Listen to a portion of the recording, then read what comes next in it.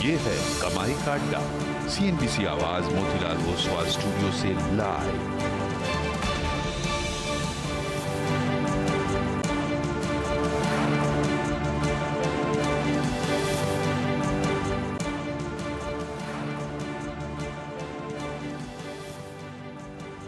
नमस्कार, CNBC आवाज Motilal Oswal studios में आप सभी का स्वागत है। भारतीय बाजार में आज वॉलेटिलिटी देखने को जरूर मिल रही है। इंडेक्स का ट्रेड एकदम सपाट, लेकिन स्टॉक स्पेसिफिक एक्शन भरपूर। करेंगे डिटेल में बातचीत और आपकी क्लोजिंग स्ट्रैटेजी भी समझाएंगे, लेकिन पहले हेडलाइंस। फिर निफ्टी की एक्सपायरी के दिन बाजार में कंसोलिडेशन का मूड। निफ्टी 60 पॉइंट के छोटे दायरे में, बैंक निफ्टी भी सुस्त। मिड कैप शेयर्स कर रहे हैं आउट परफॉर्म। सरकारी बैंक और आईटी शेयरों पर आज मुनाफा वसूली का दबाव। दोनों इंडेक्स 1% फिसले। कोफोर्ज सबसे ज्यादा 2% टूटा। साथ ही परसिस्टेंट और टेक महिंद्रा जैसे स्टॉक्स में भी बिकवाली। डिक्सन टेक और आयशर मोटर्स बाजार के सरताज। अच्छी ब्रोकरेज रिपोर्ट के बाद दोनों में 3% से ज्यादा की तेजी। डैम कैपिटल ने डिक्सन टेक में 6,000 रुपए का लक्ष्य दिया और जेफरीज ने आयशर पर 4150 का। और भारी इलेक्ट्रिक वाहनों पर सब्सिडी दे सकती है सरकार। सूत्रों के मुताबिक इलेक्ट्रिक ट्रक, ट्रैक्टर पर की खरीद पर मिल सकती है करीब 20 से 25% राहत। करीब 20 से 25% दाम घटने की भी अनुमान जताए गए। CNBC आवाज की एक्सक्लूसिव खबर। और सब्सिडरी ग्लेनमार्क लाइफ में 75% का हिस्सा बेचने की खबर के बाद भी नहीं रुक रही ग्लेनमार्क फार्मा की बिकवाली। आज भी करीब 2% टूटा। 3 दिन में 13% की गिरावट।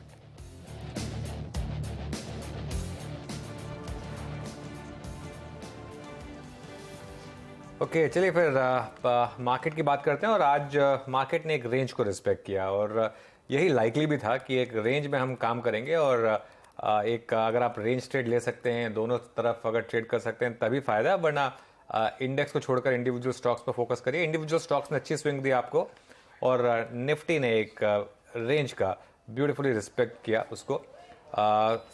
60 पॉइंट्स का बैंड है निफ्टी में। HDFC बैंक ने सेकेंड डे थोड़ी सी रेजिलियंस दिखाई, ये इंटरेस्टिंग है। और फिर निफ्टी फ्लैट है।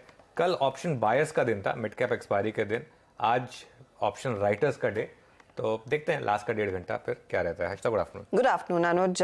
कह लिए एक बहुत ही सीमित दायरे में कारोबार, लेकिन एक चीज मैं नोटिस कर रही हूँ कि कल का जो लो था उससे काफी दूरी बनी हुई है, 19,601। ये क्या संकेत दे रहा है कि अब यहाँ से थोड़ा सा संभलेगा? और कंसिडरिंग परसों एक्सपायरी है, क्या मार्केट यहाँ से एक थोड़ा सा इंचअप कर सकता है? देखिए हर्षदा, एक्चुअली इशू क्या है इसमें सारा, इससे सिग्नल सिर्फ एक है। मार्केट में नॉर्मली एक ट्रेंडिंग फेज के बाद एक कंसोलिडेशन फेज आता है। ऐसा बहुत रेयरली होता है कि एकदम से अप ट्रेंड के बाद एकदम से डाउन ट्रेंड, या एकदम से डाउन ट्रेंड के बाद एकदम से अप ट्रेंड। नॉर्मली एक अप ट्रेंड आता है, उसका मार्केट कुछ टाइम कंसोलिडेट करता है, फिर डाउन ट्रेंड आता है। डाउन ट्रेंड के बाद मार्केट कुछ टाइम कंसोलिडेट करता है, फिर ट्रेंड रिवर्सल आता है। आज सुबह जो हमने कमेंट्री दी थी कि आज आप या तो इंडिविजुअल स्टॉक्स पर फोकस कर लें, या निफ्टी में अगर आप दोनों साइड ट्रेड ले सकते हैं और दोनों साइड 40-50 पॉइंट अगर आप ले सकते हैं तो वो मार्केट आपकी है। बहुत सिंपल है, अभी भी मैं वही कहूंगा, दोनों साइड ट्रेड करिए। वो लेवल्स वेल डिफाइंड है आपके लिए। दोनों साइड 30-40 पॉइंट लेते रहिए, आपका काम हो जाएगा। बड़ी स्विंग की एक्सपेक्टेशन मत करिए। 200 पॉइंट वाली मार्केट नहीं है, वो भी आएगी। वो 2 हफ्ते पहले आई थी, दोबारा आएगी। रेंज क्या है? 19,600 टू 19,700। अगर आप बहुत ही सेफ प्ले करना चाहते हैं तो 19,550 टू 19,800। इस रेंज में 30-40 पॉइंट दोनों साइड मिलते रहे, आप उनको लेते रहिए। आज भी देखिए वापस एक बार इंटरडे लेकर आइए।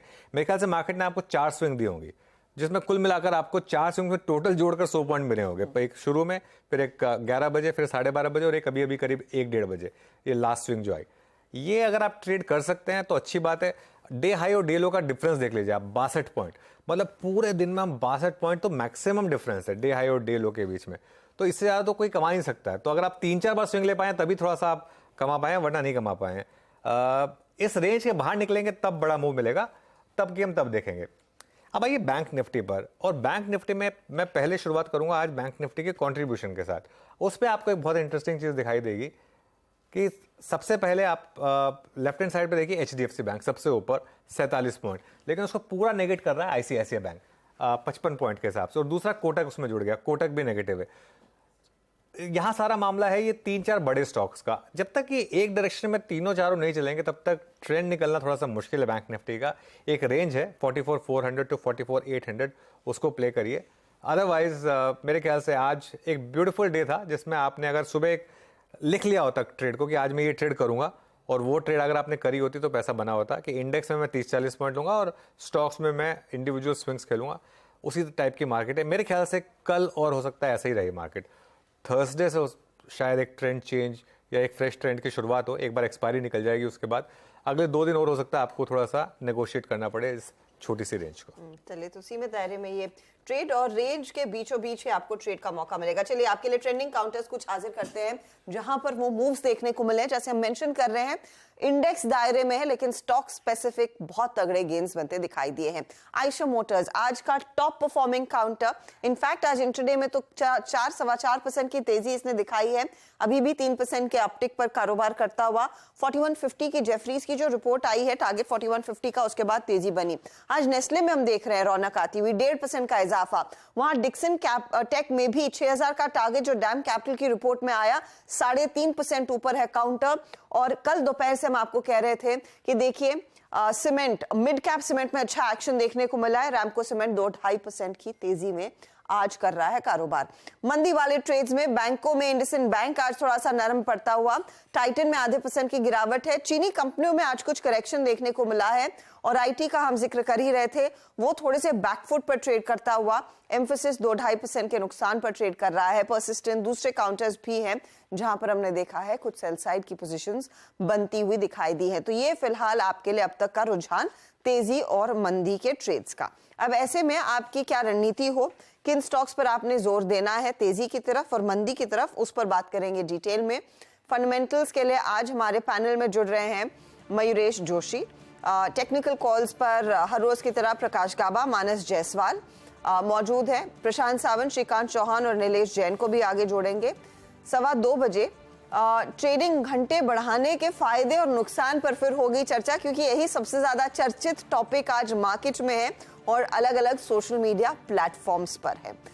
2:20 पर लेकर आएंगे आज की बड़ी खबर। सीएनबीसी आवाज के सूत्रों के हवाले से जानकारी मिल रही है कि बड़े वाहनों पर, स्पेशली ट्रैक्टर्स और ट्रक्स पर, सरकार स्पेशली ई व्हीकल साइड पर सब्सिडी देती हुई दिखाई दे सकती है। इसका एक अपडेट रोहन देंगे। 2:25 पर जीएसटी काउंसिल की बैठक का एजेंडा बताने के लिए आलोक प्रियदर्शी हमारे साथ जुड़ेंगे। 2:30 बजे कॉर्पोरेट स्कैन में आज सालासर टेक्नो इंजीनियरिंग के मैनेजमेंट से होगी बातचीत। कंपनी के जॉइंट एमडी शशांक अग्रवाल जुड़ेंगे। 2:40 पर लेकर आएंगे आपके लिए 4 का चौका सस्ता ऑप्शन, प्रशांत सावंत से लेंगे। श्रीकांत बताएंगे एफनो का सुपरस्टार, मानस जायसवाल आपको देंगे चार्ट का चमत्कार और मिड कैप फंडा के लिए मयूरेश जोशी है। 2:45 पर फिर एफएनबी सेगमेंट से कितना फायदा एविएशन प्लेयर्स में स्पेशली इंडिगो के हाथ लगता हुआ दिखाई दे रहा है, उस पर कुछ रोशनी सुमित डालने वाले हैं। फिर 2:50 पर मार्केट बिग वॉइस में हम मैक्स लाइफ इंश्योरेंस के डायरेक्टर और सीआईओ मिहिर वोरा को जोड़ने वाले हैं। 3 बजे यतिन को बताएंगे आपको डीलिंग रूम में किन मुद्दों पर सबसे ज्यादा चर्चा हो रही है। फिर लेके आएंगे आपके लिए बीटीएसटी, एसटीबीटी ट्रेड्स और ऑफ कोर्स मार्केट का क्लोज। चलिए फिर शुरुआत करते हैं ट्रेड्स अपने एक्सपर्ट से। ट्रेड्स का सिलसिला शुरू करते हैं। गाबा सर, गुड आफ्टरनून, बताइए आपकी इस समय की ट्रेड। इस समय की trade good afternoon to you रहेगी ब्रिटानिया इंडस्ट्रीज। यहाँ पर ठीक नजर आता है, पॉसिबल है कि यहाँ से आपको मिले। 4589 ट्रेड कर रहा है। ऑन द अपसाइड जो टारगेट है करीब 4640 के हैं और स्टॉप होगा 4570। ब्रिटानिया 4570 स्पॉट स्टॉप एंड आपको मिलना चाहिए। 4640 के लिए अप मूव मिलना चाहिए। 4600 की तरफ तो तेजी से बढ़ ही रहा है। आज एफएमसीजी स्टॉक्स में अच्छा खासा रुझान तेजी का बनता हुआ। मानस, आफ्टरनून आपका ट्रेड। गुड आफ्टरनून हर्षिता जी। तो देखिए, मेरा जो ट्रेड है वो आईडीएफसी फर्स्ट बैंक होगा, क्योंकि यहाँ पर अब ऐसा लग रहा है कि जो कंसोलिडेशन था वो अब कंप्लीट हो चुका है। एक नया मूव यहाँ से आपको देखने को मिल सकता है।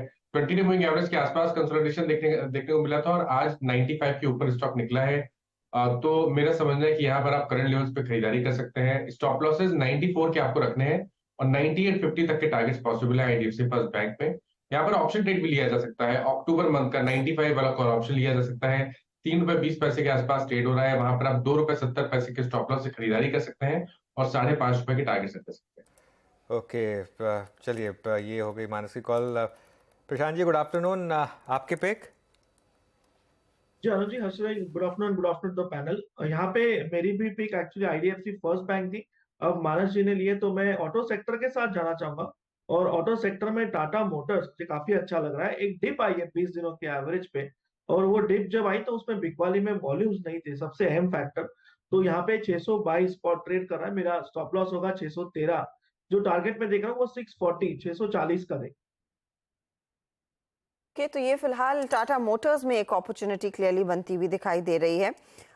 ये आपके लिए 3 ट्रेड्स जो आए हैं, ब्रिटानिया, आईडीएफसी फर्स्ट और टाटा मोटर्स में खरीदारी का मौका। चलिए कुछ और स्टॉक्स की बात करेंगे। इनफैक्ट हमारे दूसरे जानकार भी तुरंत अच्छा, मयूरेश भी जुड़ गए। मयूरेश, आफ्टरनून, आपका ट्रेड इस घंटे का क्या रहेगा? Afternoon Harshita ji, afternoon Anuj ji, good afternoon to everyone on the panel. तो हमें लगता है आई थिंक ऑटो एंसिलरीज को जरूर आपके वॉच लिस्ट पे रखना चाहिए। Within auto ancillaries JK tyre is something that we have kept on our watch list as well.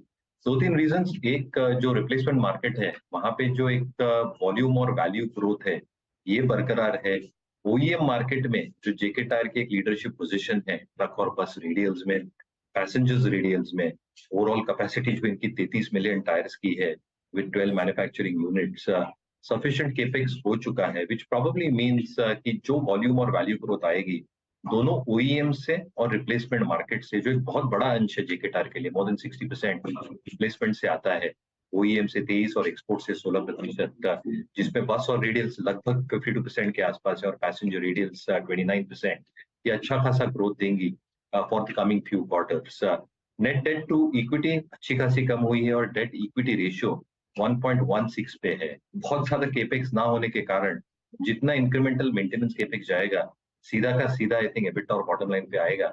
And the company has introduced a whole host of tyres. जो हम EV sweet के लिए पूरी tyres की हम बात करते हैं, पैसेंजर व्हीकल्स हो, बस रेडियल्स हो, जो दिल्ली मेट्रो के बसेस में जेके टायर के टायर यूज करती है, हमें लगता है आई थिंक जेके टायर को जरूर आपके एक वॉच लिस्ट में और विकल्प में होना चाहिए। ओके, जेके टायर। चलिए, ट्रेड सारी पूरी हुई। वैसे ही आज थोड़ा सा स्लो दिन है ट्रेड्स के लिए, तो आज एक काम करते हैं, एक टॉपिक जो हमने कल छेड़ा था लेकिन आज भी सोशल मीडिया पर उसकी काफ़ी चर्चा है, तो उस पर बात करते हैं। पहले एक बार हमारा पूरा पैनल स्क्रीन पर रखिए और हर्षिता एक काम करते हैं, फिर एक बार पैनल को जरा लेकर आइए स्क्रीन पर। हमारे सारे के सारे गेस्ट जो हैं, आपसे अब एक सवाल पूछ रहा हूँ, आप जवाब दीजिएगा उसका।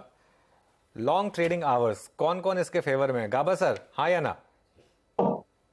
100% नो। हम वैसे ही सुबह 6 बजे उठ के 5 बजे उठ के काम करते हैं और जब मार्केट बंद होता है 3:30 बजे, उसके बाद फिर भी 1-1.5 घंटा काम करते हैं, फिर नेक्स्ट डे का डेटा आता है। कब करेंगे? जिंदगी भी है कुछ। हाँ बिल्कुल। आपको सुना मानस, हाँ या ना?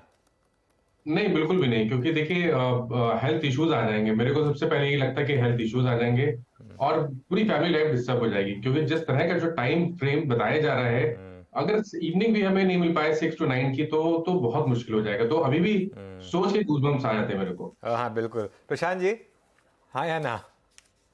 ये एब्सोल्युटली नो अनुज जी, क्योंकि मेरे लिए जो इवनिंग 6:30 to 8 का टाइम है वो मैं family and charts next day का एनालिसिस करता हूँ, उसमें लाइव ट्रेडिंग बिल्कुल भी नहीं। हाँ ओके। मयूरेश? बिल्कुल नहीं अनुज जी, बिल्कुल नहीं। I think health is more important. I think sufficient time है मार्केट्स के। बिल्कुल।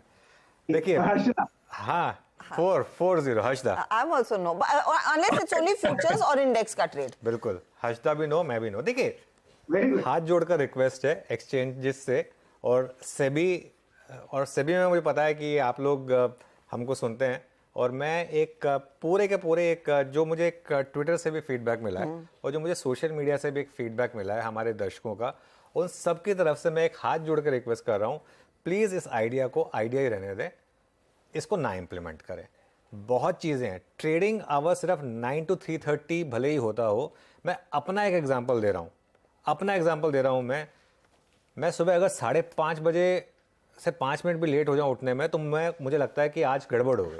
ठीक है, क्योंकि मुझे एंजाइटी होती है अगर मैं ऑफिस 6:45 पे ना पहुँचूँ तो।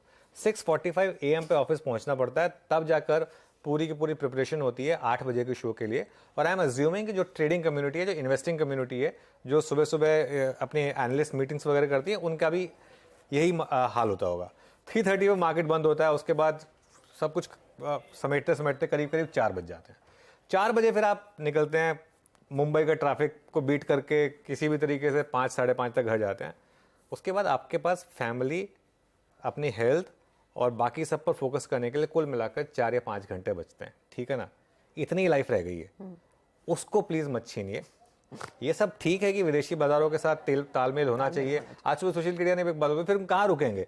जापान तो सुबह सुबह खुल जाता है, न्यूजीलैंड की मार्केट और भी सुबह खुल जाती है, इजराइल की मार्केट संडे को भी खुलती है। सबसे अलाइन करोगे, है ना, सबसे अलाइन करते रहेंगे तो कहाँ काम चलेगा। और कुछ हेल्थ नाम की भी चीज़ होती है कि नहीं होती है। और बियॉन्ड अ पॉइंट, अगर आप ये कह रहे हैं कि आपका खुद का डेटा कह रहा है कि 90% ट्रेडर्स पैसा लूज करते हैं, तो अगर आप ट्रेडिंग आवर्स बढ़ाएंगे तो अगर 6.5 घंटे में आप इतना पैसा गंवा रहे हो तो 9.5 घंटे में तो और ज़्यादा पैसा गंवाएंगे। एक सिंपल थ्योरी है लाइफ की कि अगर आप एक चीज़ को बार बार करते हैं और अगर सेम रिजल्ट आ रहा है, जब तक आप उस चीज़ को चेंज नहीं करेंगे रिजल्ट वही आता रहेगा। तो इसके लिए कोई ज़रूरत नहीं है एक ट्रेडिंग आवर्स को बढ़ाने के लिए। जी हाँ, एक फेवर में एक तर्क ये है कि शाम को कई बार ब्रेकिंग न्यूज़ आती है, जैसे जियो पॉलिटिक्स में कुछ हो गया, या क्रूड में एकदम से कुछ आ गया, या फेड ने कुछ एकदम से डिसीजन ले लिया, या यूएस के महंगाई के आंकड़े आ गए, हमारे खुद के महंगाई के आंकड़े आ गए शाम को, वो सब आते हैं। तो उस केस में क्या करें? उस केस में सिंपल है, जैसे गिफ्ट निफ्टी वाला निफ्टी ट्रेड करता है ना, उस तरीके से बस एक निफ्टी फ्यूचर को आप रखिए। उससे ज़्यादा की ज़रूरत नहीं है, उससे ज़्यादा की ज़रूरत नहीं है। उससे ज़्यादा तो इवन यूएस वगैरह में भी फिर अगले दिन ही रिएक्शन आती है ना। एक्चुअल बड़ा रिएक्शन तो अगले दिन ही आता है। अगले दिन ही आता है, तो उसमें ऐसा क्या हो गया? तो इसके लिए ये है। अच्छा, अब ब्रोकर्स को डबल शिफ्ट लगानी पड़ेगी क्योंकि आप मैं यही पूछने वाली थी। कंसिडरिंग 80% लोग जो हम सोशल मीडिया पे देख रहे हैं, जिन लोगों से हम बातचीत कर रहे हैं, सब कह रहे हैं कि ट्रेडिंग आवर्स के एक्सटेंशन के पक्ष में नहीं है। तो मैं समझना चाहती हूँ एनएसई ने किससे बात की, जो वो ये कौन से लोग हैं जो चाहते हैं ये 6 से 11 का ट्रेड या 6 से 9 का ट्रेड? कई लोग चाहते हैं Harshita, at the end of the day जो कई प्रॉपर्टी ट्रेडर्स हैं जिनका काम ही है सिर्फ ट्रेडिंग करना, कई एल्गो ट्रेड्स खुल गई हैं, कई एल्गो फर्म्स खुल गई हैं, वो चाहती हैं जो एल्गो में जो लगातार पैसा बना रही हैं, भरपूर पैसा बना रही हैं, जिनको लगता है कि बिल्कुल ट्रेडिंग आवर एक्सटेंड होना चाहिए। मेरे ख्याल से हो सकता है कि कुछ जो बड़ी ब्रोकरेजेस हैं, बहुत बड़ी ब्रोकरेजेस हैं, जहाँ उनको फ्रेश हायरिंग की जरूरत नहीं पड़ेगी, अपने एग्जिस्टिंग स्टाफ से ही वो डबल शिफ्ट में काम करा लेंगे और उनका कोई बहुत ज्यादा काम नहीं बढ़ेगा, लेकिन उनका रेवेन्यू बढ़ जाएगा। और एक्सचेंज तो डेफिनेटली चाहेगा क्योंकि एक्सचेंज को तो वॉल्यूम्स बढ़ जाएंगे, तो वॉल्यूम बढ़ जाएंगे, ट्रांजैक्शन फीस बढ़ जाएगी, सब कुछ बढ़ जाएगा इसके लिए, ठीक है। तो एक्सचेंजेस तो दोनों चाहेंगे ऑब्वियसली कि ट्रेडिंग टाइम बढ़े, लेकिन ऑलरेडी हमारा ट्रेडिंग टाइम कम नहीं है। मैं आपको बता रहा हूँ, अब ये तो शायद आपको तो खैर याद होगा, पहले तो 9:55 में मार्केट खुलता था, 9:55 से 10:30 से 3:30 तक का मार्केट होता था, और ठीक है, मतलब उसमें भी ठीक ठाक काम हो जाता था। जो पुराने लोग हैं वो तो आपको ये बताएंगे कि बीच में लंच इंटरवल भी होता था, ठीक है। वो दिवाली के टाइम में मार्केट 10 दिन भी बंद रहती थी, ठीक है। ये क्या है ना, अब ये हम इसको चस्के पे लेके जा चुके हैं एकदम, इतना ज़्यादा ट्रेडिंग का चस्का चल गया है लोगों को। 95-99% से ज़्यादा वॉल्यूम्स जो है एफएनओ में जनरेट हो रहे हैं। आपको अगर इन्वेस्टमेंट करनी है कैश मार्केट में अगर करना है तो 330 काफ़ी है। बाकी अगर आपको अपने आप को ग्लोबल मार्केट से लाइन करना है तो सिर्फ इंडेक्स फ्यूचर की ट्रेडिंग को ओपन रखिए, जो कहीं भी बैठकर हो सकती है, उससे ज़्यादा करने की ज़रूरत नहीं है मेरे ख्याल से। ऑप्शंस की भी ज़रूरत नहीं मैं कहता हूँ, क्योंकि ऑप्शंस में फिर और सरदर्द होगा कि फिर एक्सपायरी वाले दिन क्या करेंगे आप, वीकली एक्सपायरी वाले दिन कि 3:30 तक हो गई एक्सपायरी, अगले दिन से कुछ फर्क नहीं पड़ेगा कि वो कहाँ पर भी ट्रेड कर रहा है ऑप्शन, क्योंकि एक्सपायरी अगले थर्सडे को ही होनी है। ये सब फैक्टर्स होंगे। तो मेरे ख्याल से मैं फिर बोल रहा हूँ कि जो मुझे फीडबैक मिला, और हमारा तो अभी ये इम्प्रॉम्प्टू था, मैंने कोई किसी पैनलिस्ट से बोला नहीं था कि आपको ना बोलना है, ठीक है, ना ही कोई पैनलिस्ट ये करेगा भी, अपने आप उनके उसमें से दिल से निकल के आया कि नहीं। जैसे मैंने बोला चलिए बोल लेते हैं, सब ने कहा नहीं, ये नहीं बढ़ना चाहिए, ये मतलब बहुत खराब होगा अगर बढ़ गया तो। बहुत लोगों को ना ऑल्टरनेट करियर ढूंढने पड़ेंगे और बहुत लोगों को हेल्थ इश्यूज होंगे इसकी वजह से। अभी एक वर्क लाइफ बैलेंस बना हुआ है, वो वर्क लाइफ बैलेंस को आप खत्म नहीं कर सकते। अगर सब कुछ पैसा ही कमाना है तो फिर फायदा क्या है लाइफ का, मतलब उस पैसे को अगर आप एंजॉय नहीं कर पा रहे हैं तो फिर फायदा क्या है उस पैसे का। फिर चलिए देखते हैं यहाँ पर इवेंचुअली फिर क्या होता है, क्योंकि ये अब प्रपोजल सेबी के पास गया है और सेबी डिसीजन लेगा कि सिर्फ, मेरे ख्याल में शुरुआत सिर्फ इंडेक्स के साथ होगी और उसे एक्सटेंड करने की जरूरत है या नहीं, टाइम विल टेल। लेकिन clearly verdict is yet to come. हालांकि कई सारे लोग इसके पक्ष में नहीं हैं। चलिए मार्केट पर आज लौटते हैं, जो आपको ट्रेड दिख रहा है। अच्छा, निफ्टी बैंक एक बार फिर 127 अंकों का गोता खा चुका है, तो एक नॉक दोबारा इस इंडेक्स ने लिया है। एक बार निफ्टी बैंक के कंट्रीब्यूटर्स प्लीज लेकर आइएगा स्क्रीन पर। कोटक महिंद्रा बैंक ये करीब करीब 1% नीचे, ये आज ड्रैग कर रहा है। आपका आईसीआईसीआई बैंक भी बिकवाली के ग्रिप में आता हुआ, और एचडीएफसी आज सरप्राइजिंगली हटकर थोड़ी सी तेजी में है। लेकिन आईसीआईसीआई बैंक और कोटक, सुबह में मुझे याद है आईसीआईसीआई बैंक का सबसे ज्यादा प्रेशर था, जो अभी कायम है, और कैचअप करता हुआ कोटक, इंडसइंड, दूसरे सभी काउंटर्स। एक चीज बोलूंगा बस मैं इसमें, हर्षिता, आज एक टिपिकल ऑप्शन राइटर्स गेम चल रहा है। आप एक बार निफ्टी फाइनेंशियल सर्विसेज इंडेक्स लेकर आइए। Nifty financial services index exact 19825 पर, और 19850 की कॉल और 19800 की पुट, यहां पर भारी भरकम राइटिंग हुई है, और दोनों की दोनों कॉल्स और पुट्स आप करीब करीब 4 रुपए पर ट्रेड कर रही है। 19800 की पुट भी मेरे ख्याल से 4 या 5 रुपए पर आ गई है। यहाँ पर वॉल्यूम हुआ है करीब करीब 115 करोड़ शेयरों का, ठीक है ना। ये एक और मसला है, वैसे इस तरीके की ट्रेडिंग हो रही है आजकल यहाँ पर। और अगर आप 19850 की कॉल देख लें तो वहाँ पर वॉल्यूम हुआ है 102 करोड़ शेयरों का, ठीक है ना। ये देखिए आपके स्क्रीन पर आ रहा है ये दोनों के दोनों, और इसमें ओपन इंटरेस्ट देखिए आप 3.6 करोड़ का ओपन इंटरेस्ट है। अब आजकल, पहले मुझे याद है एक टाइम पे हम 2 करोड़ का ओपन इंटरेस्ट क्रॉस करते थे अगर एक स्ट्राइक में, तो लगता था कि बहुत ज़्यादा ओपन इंटरेस्ट हो गया। ये 3, 3.5, 4 करोड़ के ओपन इंटरेस्ट क्रॉस हो रहे हैं, ये अपने आप में एक स्टोरी है। खैर जो पॉइंट मैं कहने की वो कर रहा हूँ, अब ये ऑप्शंस ऑलमोस्ट जीरो हो गए मेरे ख्याल से, और 10-15 मिनट तक अगर ऐसा ट्रेंड चलता रहा तो ऑलमोस्ट जीरो हो जाएंगे। मुझे लग रहा है 245, 250 ऑनवर्ड्स ना बैंक निफ्टी में एक आज शार्प मूव आएगा। अब वो किस डायरेक्शन में आएगा ये कहना टफ है, लेकिन पॉसिबिलिटी है। तो आज स्क्रीन मॉनिटर करते रहें 245-50 के करीब मुझे लग रहा है, क्योंकि तब तक ये ऑप्शन वैल्यू जीरो हो चुकी होंगी, तब ये ऑप्शन राइटर्स कवर करके निकल चुके होंगे, उसके बाद मुझे लग रहा है मार्केट में क्रैश मूव आएगा। किस साइड आएगा ये देखते हैं, नजरें रहेंगी 240, 245 के आसपास। अच्छा, नीलेश जैन हमारे साथ जुड़ गए। नीलेश, आफ्टरनून, बताइए आपका ट्रेड क्या रहेगा? Good afternoon Harshita ma'am, good afternoon सभी को। बिल्कुल देखिए, खरीदारी पे फोकस है और खरीदारी करने की सलाह है। कोलपाल में काफी बेहतरीन सेटअप है। यहाँ पे कंसोलिडेशन हम देख रहे थे, फॉलिंग ट्रेंड लाइन का ब्रेकआउट हमें चार्ट पे आता हुआ नजर आ रहा है, और पिछले लगातार 2 महीनों में जो कंसोलिडेशन देखने को मिला है, उसके बाद इस प्रकार का मूव इंडिकेट कर रहा है कि यहाँ पे एक फॉलोअप मूव हमें देखने को मिल जाना चाहिए, और काउंटर यहाँ से अपने ऑल टाइम हाई लेवल्स के पार जाता हुआ नजर आ सकता है। तो कोलगेट में खरीदारी करने की सलाह होगी। 2060 और 2080 ये 2 टारगेट होंगे। 1990 का स्टॉप लॉस होगा, 1990 के स्टॉप लॉस से कोलगेट में खरीदारी करने की सलाह होगी। इसके अलावा जो दूसरा स्टॉक हमारे डार्ट कर रहा है वो है चोलामंडलम फाइनेंस। ये एक पर्टिकुलर काउंटर है जो ब्रेकआउट के कगार पर है। 1200 के पार निकलने के बाद यहाँ पे एक शॉर्ट टर्म ब्रेकआउट हमें देखने को मिलेगा। उसके बाद 1220 और 1240 तक का मूव यहाँ पे एक्सपेक्ट करके चल सकते हैं, एंड 1176 के आसपास यहाँ पे स्टॉप लॉस अपना होगा। ओके, तो ये चोला इन्वेस्टमेंट में तेजी का ट्रेड, 1200 के ऊपर निकलने की पूरी तैयारी, 5 रुपए का ही मूव बाकी है, और कोलगेट पामोलिव 2060-2080 के आसपास तक का ट्रेड। अच्छा, बैंकों का हमने जिक्र किया, मानस, कोटक और आईसीआईसीआई बैंक, अगर दोनों पर एक बार नजर डालें, क्या ये आज बेसिकली फाइनेंशियल निफ्टी की एक्सपायरी का ही प्ले देखने को मिल रहा है, जो भारी भरकम गिरावट देखने को मिली इन काउंटर्स में, या फिर अब फिर ये थोड़ा सा धीमा चलने की तरफ फिसल रहे हैं?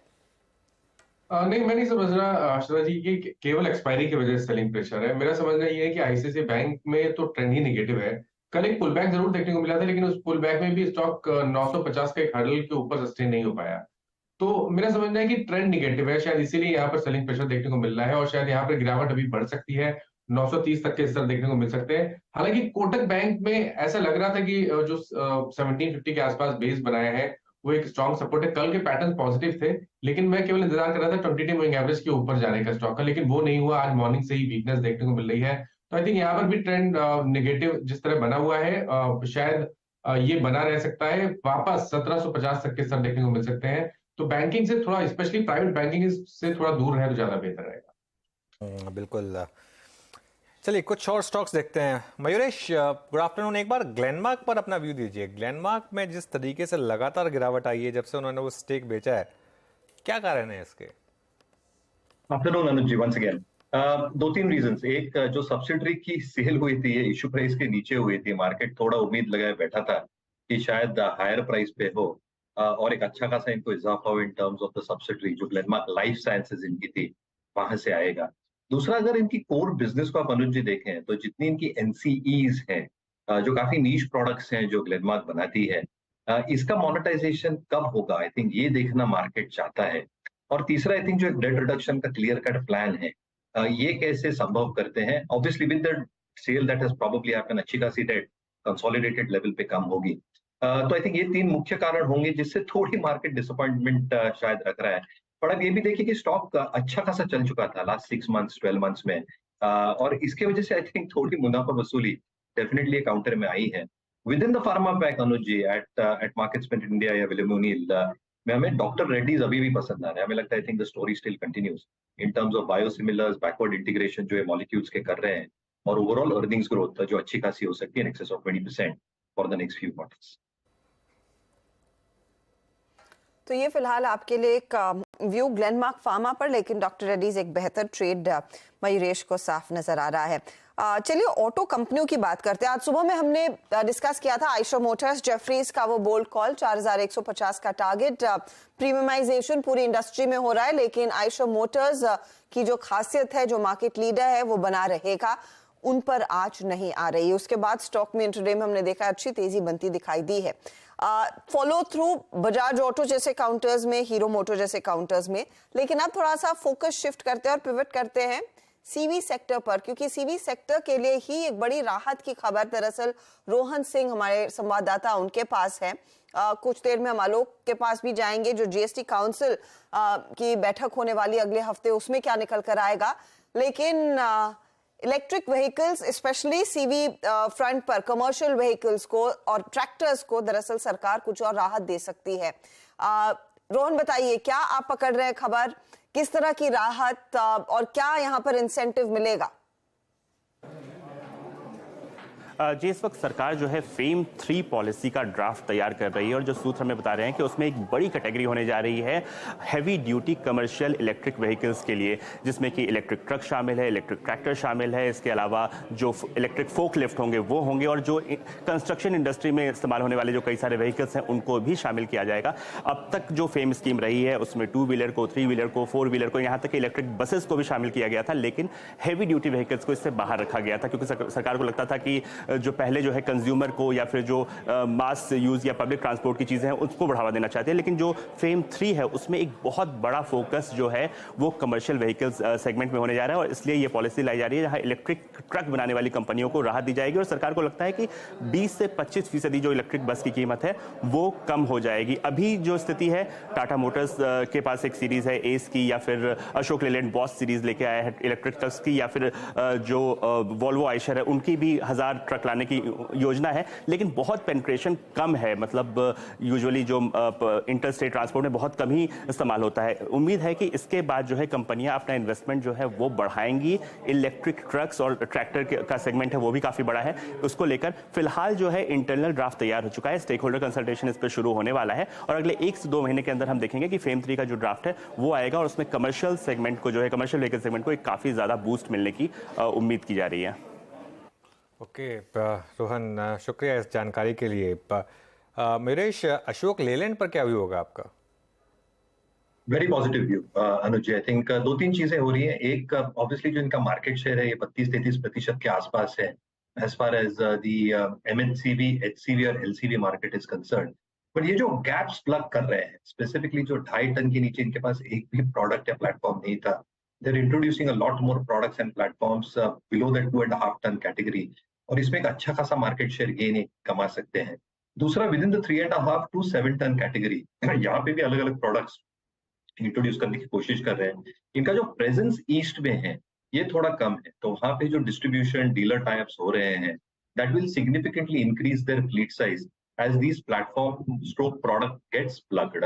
Last but not the least, अगर आप बैलेंस शीट देखें तो balance sheet is relatively stronger as we speak. जो नए ऑर्डर्स मिल रहे हैं, जो काफी स्टेट गवर्नमेंट्स के साथ ये मिलके काम कर रहे हैं, जो यूपी गवर्नमेंट के साथ एक बड़ी केपेक्स करके एक स्थापना करेंगी वहां पे, यहाँ पे एक अच्छा खासा एक रुझान होगा इन terms of volume and value growth.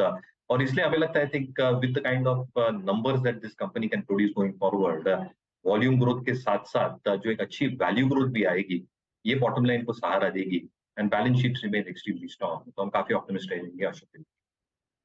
Okay, तो अशोक लेलैंड एक इंटरेस्टिंग ट्रेड साबित होता हुआ। प्रशांत, कोई मौका दिख रहा है आपको डिप्स पर 180 के आसपास अशोक लेलैंड खरीदने का? जी हर्षा जी, एक्चुअली ये स्टॉक मेरे वॉच लिस्ट में है। बेस बहुत अच्छी बन चुकी है, सिर्फ मोमेंटम के लिए वेट कर रहा हूं। अगर कोई खरीदना चाहे तो मुझे लग रहा है इस लेवल पे बहुत सेफ बेट होगी और आपका स्टॉप लॉस होगा 175 स्पॉट। यहाँ से ये स्टॉक पिकअप हो जाए, जो मुझे लग रहा है होगा कि बेस बन चुकी है, तो आपको बहुत कंफर्टेबली 188 190 तक के लेवल्स दिख सकते हैं। ओके, चलिए ये बात हो गई अशोक लेलैंड की। अब आलोक के पास चलते हैं और जानते हैं कि 7 अक्टूबर को होने वाली जीएसटी काउंसिल की बैठक का एजेंडा क्या है। आलोक, गुड आफ्टरनून। तो ऑब्वियसली एक जो गेमिंग है उस पर सबकी नज़र है, क्या वही मेन एजेंडा है और उसके अलावा कुछ पिक किया आपने? बिल्कुल, देखिए ऑनलाइन गेमिंग मेन एजेंडा है और उस पे इम्प्लीमेंटेशन पे चर्चा हुई, क्योंकि आपको मालूम है कि सरकार ने ऐलान कर दिया था कि 1 अक्टूबर से देश भर में ऑनलाइन गेमिंग पर 28% जीएसटी लगाएंगे और राज्यों को इसको इम्प्लीमेंट करना है। तो कुछ राज्यों ने अभी तक इम्प्लीमेंट किया है, कुछ राज्यों ने इम्प्लीमेंट नहीं किया है। इम्प्लीमेंट करने में क्या दिक्कतें हो सकती हैं, क्या परेशानियां हो रही हैं, इन सब मुद्दों पर जो 7 तारीख को जीएसटी काउंसिल की बैठक है इसमें चर्चा होगी। हमें सूत्र ये भी बता रहे हैं कि जो 1 तारीख से ऑनलाइन गेमिंग पर 28% जीएसटी इम्प्लीमेंट होना है, उसे लेकर जो जरूरी नोटिफिकेशंस हैं वो अगले 1 हफ्ते के भीतर जारी हो जाएंगे, जिसमें वैल्यूएशन को लेकर और मोड्स को लेकर जो कुछ जरूरी नोटिफिकेशन है। अभी तक जो 1 अक्टूबर से जीएसटी 28% लगाना है उसको लेकर नोटिफिकेशन आधिकारिक तौर पर जारी नहीं हुआ है, तो वो नोटिफिकेशन यहाँ पर जारी हो जाएगा। इसके अलावा जो 7 तारीख को जीएसटी काउंसिल की बैठक होगी उसमें कुछ जो पेंडिंग एजेंडे हैं, जैसे कि मिलेट्स पर 0% जीएसटी करना था, क्योंकि मिलेट्स के कई सारे प्रोडक्ट्स पर अभी भी 5% या ज्यादा जीएसटी लगता है, क्योंकि वो पैकेज फॉर्मेट में आते हैं। तो सरकार चाहती है कि मिलेट्स को बढ़ावा देने के लिए उसको 0 किया जाए, तो ये एक प्रपोजल पेंडिंग है। स्टील स्क्रैप पर जो काफी लंबे समय से चल रहा है कि उसको रिवर्स चार्ज मैकेनिज्म के जरिए के अंदर लाया जाए, उसको लेकर अंतिम फैसला कुछ हो सकता है। हालांकि जो हमें सूत्र बता रहे हैं कि जो इसको लेकर ऑफिसर्स की कमेटी बनी थी, उन्होंने ये कहा था कि स्टील स्क्रैप पर रिवर्स चार्ज मैकेनिज्म लागू करना ठीक नहीं रहेगा। तो ये भी एक अंतिम फैसला वहां पर जो मेंबर्स की मौजूदगी में एक फैसला हो सकता है। इसके अलावा जो जीएसटी ट्रिब्यूनल का गठन किया गया है उसको लेकर इम्प्लीमेंटेशन की क्या स्थिति है उसको भी लेकर चर्चा हो सकती है। तो ये कुछ पेंडिंग इशू हैं। और सबसे इंपॉर्टेंट क्या है कि राज्यों में विधानसभा, कई राज्यों में विधानसभा चुनाव है, वहां पर आचार संहिता लागू होनी है। तो ये जो पिछले दिनों डिसीजंस हुए हैं उसको कितनी जल्दी इंप्लीमेंट किया जा सकता है और इस आचार संहिता के पहले इंप्लीमेंट करना है, इसको लेकर भी इस मुद्दे पर चर्चा हो सकती है। तो ये काफी इंपॉर्टेंट है ऑनलाइन गेमिंग के लिए भी, और साथ ही साथ जो बाकी पेंडिंग जैसे जीएसटी ट्रिब्यूनल से जुड़े हुए मुद्दे हैं और बाकी मुद्दे, उसको इम्प्लीमेंटेशन को लेकर ये बैठक जो है काफी अहम रहने वाली है। क्या कुछ क्लैरिटी आएगी कि किस बेसिस पर ये जो हाल ही में हमने देखा डेल्टा कॉर्प को 17,000 करोड़ का जो जीएसटी नोटिस आया है, उसके पहले गेम्स क्राफ्ट के हाथ एक बड़ा नोटिस आया था, कल ड्रीम 11 और कुछ और प्लेयर्स को नोटिस भेजा गया है और ये बहुत बड़े अमाउंट्स हैं। अब कल मुझे याद है डेल्टा कॉर्प ने साफ कहा था कि ग्रॉस बेट वैल्यू पर दरअसल ये जीएसटी की डिमांड है। कुछ रिपोर्ट्स कह रही हैं कि लार्जली ग्रॉस ट्रांजैक्शन वैल्यू के मद्देनजर ये कैलकुलेशन किया गया है। तो ये कैलकुलेशन को लेकर अलग अलग इंटरप्रिटेशंस है, वहां पर क्या किसी तरह की सफाई आ सकती है? देखिए, जो हमें जानकारी मिली है कि जो जीएसटी काउंसिल की बैठक होगी उससे पहले ही वैल्यूएशन को लेकर नोटिफिकेशन आ जाएगा। लेकिन मैं बता दूं कि पिछली जीएसटी काउंसिल बैठक में इस मामले में टोटल क्लैरिफिकेशन के तौर पर इसको दिया गया था, क्योंकि सरकार का स्टैंड पहले से था कि हमने 28% जीएसटी ही हम ले रहे हैं और वही लागू करना है। लेकिन कुछ मामले कोर्ट में चले गए, लिहाजा सरकार की तरफ से एक क्लैरिफिकेटरी पिछली जीएसटी काउंसिल में ये फैसला हुआ था कि 28% जीएसटी सभी राज्यों को लागू करना है और इसीलिए सभी राज्य इसे अपने अपने तरीके से लागू कर रहे हैं। रही बात वैल्यूएशन की, तो उसको लेकर उस पिछली जीएसटी काउंसिल बैठक में आया था कि वैल्यूएशन किस तरह से निकाला जाएगा, उसको लेकर क्लैरिफिकेशन आएगा, नोटिफिकेशन आएगा। और रही बात फेस वैल्यू, एंट्री पॉइंट और जो गेम वैल्यू है, उसको लेकर पहले ही ये स्थिति साफ कर दी गई है। चाहे वो कैसीनो का मामला है, कैसीनो में जितनी एंट्री पॉइंट होती है, एंट्री वैल्यू होती है, उस पर जीएसटी लगना है। जो ऑनलाइन गेमिंग है उसमें जो फेस वैल्यू है वहां पर जीएसटी लागू होना है। होना है। तो ये फैसला सरकार पहले कर चुकी है, लेकिन जो मामले कोर्ट में चल रहे हैं, जैसे कि आपने बताया कि गेम क्राफ्ट का मामला सुप्रीम कोर्ट में है, उसको लेकर भी क्या सरकार की आगे रणनीति हो सकती है, इस पर भी इस जीएसटी काउंसिल की बैठक में चर्चा हो सकती है। तो सरकार की तरफ से स्टैंड अपना साफ कर चुकी है कि 28% जीएसटी उन्होंने एज ए पॉलिसी इसको अडॉप्ट किया है और 1 तारीख से वो पूरी तरह से पूरे देश में अडॉप्ट कर रहे हैं और उसी हिसाब से इसको जो कोर्ट में पेंडिंग मामले हैं वहां पर सरकार की तरफ से रिप्लाई आता हुआ दिखेगा। इस अपडेट के लिए, लेकिन ये रेट्रोस्पेक्टिव इतना बड़ा टैक्स, ये कंपनियां शायद उतना मुनाफा भी नहीं कमा रही हैं। लीवर साइड रेवेन्यूज इनके क्या हैं और क्लियरली भारी टैक्स इनको चुकाना पड़ेगा और उसी सिलसिले में हाँ मार्केट कैप ही नहीं है। नहीं, मैं अनलिस्टेड की तो आप देख सकती है कि कितनी कमाई की, कितना ट्रांजैक्शन हुआ, लेकिन डेल्टा कॉर्प के केस में क्लियरली अभी वो ड्रीम 11 पे लगा, गेम क्राफ्ट पे लगा, क्लियरली मतलब ये मुझे लग रहा है कि कुछ ना कहीं क्लैरिटी की जरूरत है। आपको ये सेक्टर चाहिए या नहीं चाहिए, सिंपल। ऐसे बजट में तो कहा गया था चाहिए और हमारे लिए बहुत इंपॉर्टेंट है। बिल्कुल चाहिए, तो फिर ये नहीं हो सकता। ये देखिए क्या होता है ना कि आप क्या कहते हैं क्या करते हैं उस पर फर्क पड़ता है। क्या कहते हैं उसकी अगर कोई वैल्यू नहीं है, अगर जो आप कर रहे हैं उसके अगेंस्ट है कंप्लीटली, ठीक है। इतना मतलब कहाँ से कंपनियां पे करेंगी, मैं मतलब ये सोच रहा हूँ मैं। आज सुबह में एक ट्वीट पढ़ रहा था जिसने इसको कंपेयर किया था, वो जो AGR टेलीकॉम पे लगा था, उसके बाद खत्म हो गया टेलीकॉम सेक्टर, सिर्फ 2 कंपनियां बच पाई, ठीक है। तो मतलब ये थोड़ा सा कहीं ना कहीं सोचने की जरूरत है कि आप इसमें करना क्या चाहते हैं। या तो आप एक कॉल ले लीजिए कि फिर ये सबको बंद कर दीजिए, कैसीनोज वगैरह, एक पॉलिसी है कि बंद है। नहीं बंद है तो फिर एक एज बिजनेस वायबल बिजनेस तो चल होना चाहिए ना। अगर बिजनेस वायबल नहीं है तो फिर चलेगा कैसे बिजनेस फिर। देखते क्या निकल कर आता है। वैसे आज डेल्टा कॉर्प थोड़ा सा संभला है, लेकिन प्रेशर में तो है ही। मयूरेश, कल हम पढ़ भी रहे थे इनफैक्ट आज सुबह में कि बड़े बड़े निवेशक जो डेल्टा कॉर्प पर काफी बुलिश थे वो अब एग्जिट करने लगे हैं। ये सिलसिला क्या जारी रहेगा इस सिचुएशन में, और रिटेल निवेशकों को क्या फिर प्रणाम करना चाहिए, निकले भागे स्टॉक से दूर? क्योंकि हर्षिता जी ओवरहैंग तो रहने वाला ही है। अभी क्या जजमेंट निकल के आती है फ्रॉम द कोर्ट और regulator perspective is going to be extremely important. दूसरी चीज जी, पूरी जो आई थिंक एक प्रक्रिया है, और जैसे अनुज जी भी राइटफुली कह रहे थे, there has to be a definite solution to this. आप कितना रेट्रोस्पेक्टिव जा सकते हो, कितना टैक्स लेवाई कर सकते हो, कितनी आगे भुगतान देनी पड़ेगी in terms of under protest also that the tax that you pay, इसका एक बहुत बड़ा असर पड़ेगा आप if the judgment probably comes after a few years on all these issues at hand. अगर 2 तिमाहियों बाद या 3 तिमाहियों बाद भी आता है तो आई थिंक एक पूरी बैलेंस शीट की जो एक डिस्ट्रक्शन होती है that probably continues in real earnest. तो मुझे लगता है कि ये सारे रेगुलेटरी ओवरहैंग की वजह से retail should probably stay away from the stock.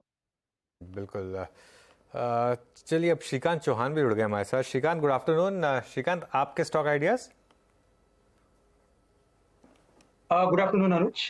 देखिए इस लेवल पे मार्केट जो आके एक रेंज के अंदर कंसोलिडेट कर रहा है, ये काफी like it was not at all expected कि ऐसे भी कुछ हो सकता है, बिकॉज पिछले 2 दिन से हम इसी रेंज के अंदर ट्रेड कर रहे हैं और पिछले 3 दिन से इसी लेवल्स के आसपास क्लोज हो रहे हैं। मुझे लगता है कि शायद उन स्टॉक्स में फोकस करना चाहिए जो ब्रेकआउट के ऊपर ट्रेड कर रहा है, और यहाँ से अगर मार्केट में मोमेंटम आता है तो मोमेंटम पिकअप कर सकता है। तो करंट लेवल से मुझे लगता है कि फेडरल बैंक में एक लॉन्ग की पोजीशंस बनाई जा सकती है। फेडरल बैंक अभी 147-148 के करीब ट्रेड कर रहा है। यहाँ से अगर इसमें रैली बनती है तो मुझे लगता है ये स्टॉक 155-157 के लेवल्स दिखा सकता है। करंट लेवल से इससे लॉन्ग किया जा सकता है। स्टॉप लॉस हम यहाँ पे रखेंगे एट 144 का। फेडरल बैंक में एक मौका, तेजी का 0.5% ऊपर है, 155-157 की तरफ बढ़ रहा है ये काउंटर। चलिए अब रुक करते हैं कॉर्पोरेट स्कैन की तरफ, और आज फोकस में सालासर टेक्नो इंजीनियरिंग, जहां पर कंपनी ने उत्तर प्रदेश में एक नए जिंक गैल्वेनाइजेशन प्लांट की कामकाज शुरू कर दिया है। अब इसकी क्षमता दरअसल 96,000 मीट्रिक टन है। ज्यादा डिटेल्स के लिए हमारे साथ हैं कंपनी के जॉइंट MD शशांक अग्रवाल। अग्रवाल साहब, स्वागत है आपका। 96,000 मिलियन टन की कैपेसिटी का ये जो आपने प्लांट कल शुरू किया है, एक तो ये बताइए कितना टोटल कैपेक्स लगा इसको खड़ा करने के लिए, और इस पर्टिकुलर कैपेसिटी से किस तरह की रेवेन्यू ग्रोथ आती हुई दिखाई दे सकती है, ये क्या ऐड करने वाला है? मैं करेक्ट हूँ, 96,000 मीट्रिक टन्स है, नॉट 96,000 मिलियन टन्स। 96 तो 8,000 टन्स पर मंथ की हमारी ये कैपेसिटी का प्लांट है। एंड ये प्लांट जो है वर्ल्ड में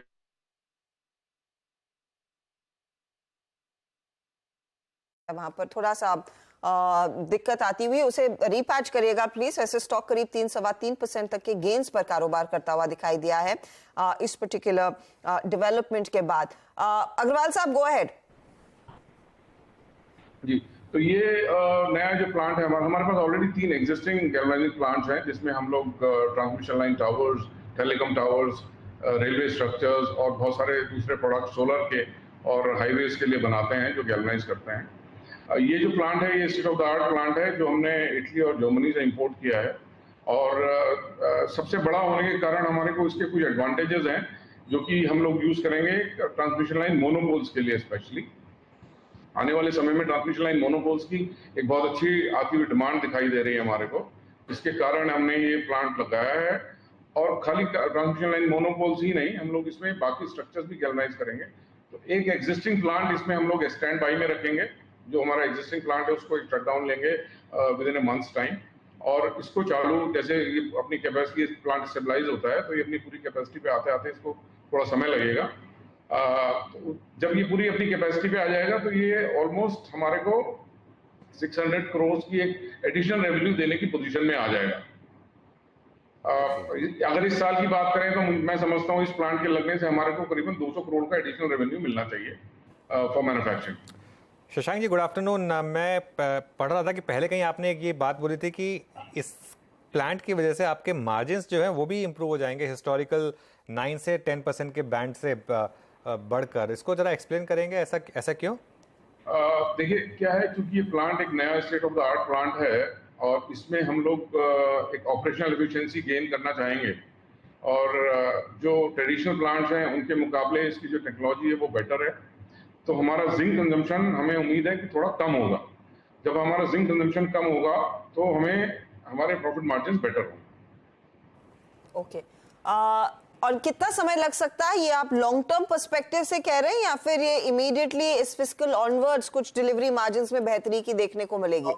देखिए, पार्टली हमें इसका रिजल्ट इस फिस्कल में मिलना चाहिए कुछ ना कुछ लास्ट क्वार्टर में, और गोइंग फॉरवर्ड तो ऑफ कोर्स इसके बेहतर रिजल्ट मिलेंगे हमें।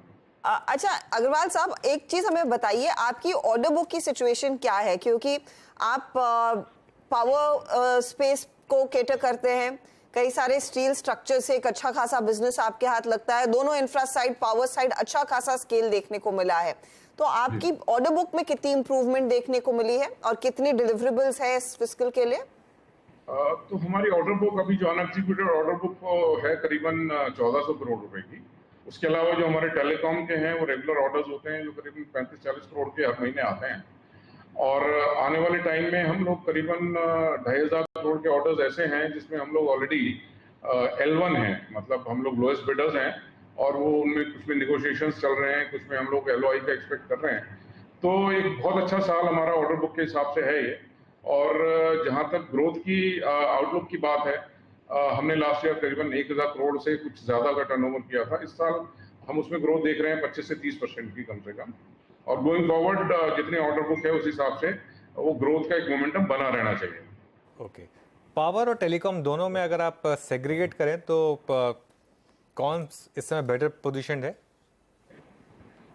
देखिए, अगर ऑर्डर बुक की बात करें तो EPC ऑर्डर बुक हमारे पास ज्यादा है, जिसमें कि हमारे अपने मैन्युफैक्चर्ड प्रोडक्ट करीबन 25 to 30% होते हैं, बाकी कुछ बॉट आउट आइटम्स होते हैं, वो सर्विसेज होती हैं। और जहाँ तक मैन्युफैक्चरिंग की बात है, मैन्युफैक्चरिंग में हमारे रिकरिंग ऑर्डर्स टेलीकॉम के हैं जो कंफर्म होते हैं ऑलमोस्ट 40 करोड़ पर मंथ के। उसके अलावा ट्रांसमिशन लाइन मोनोपोल्स हैं, स्ट्रक्चर्स हैं, वो एक ऑर्डर्स हैं जो आते रहते हैं, जिनकी ऑर्डर बुक हमारे पास लगभग 100-150 करोड़ की हर वक्त रहती है। बहुत बहुत शुक्रिया अग्रवाल साहब हमारे लिए समय निकालने के लिए, and all the very best. Of course एक तगड़ी ऑर्डर बुक पोजीशन, और आगे आप कई सारे ऑर्डर्स के लिए L1 बिडर भी साबित हुए हैं। आपसे आगे भी बात करेंगे कुछ और अपडेट्स के लिए। वो स्टॉक करीब 3-3.25% ऊपर उस नए प्लांट कमीशन होने के बाद, और जैसे मैनेजमेंट ने कहा कि इसका इसी फिस्कल में करीब 200 करोड़ का एडिशनल रेवेन्यू जुड़ता हुआ दिखाई देगा। 3.5% ऊपर है काउंटर। चलिए अब बारी है 4 का चौका की। हमारे सारे जानकार एकदम तैयार हैं आज के ट्रेड्स के साथ, तो उसी तरफ रुख करते हैं और सस्ता ऑप्शन सबसे पहले लेंगे प्रशांत सावंत से।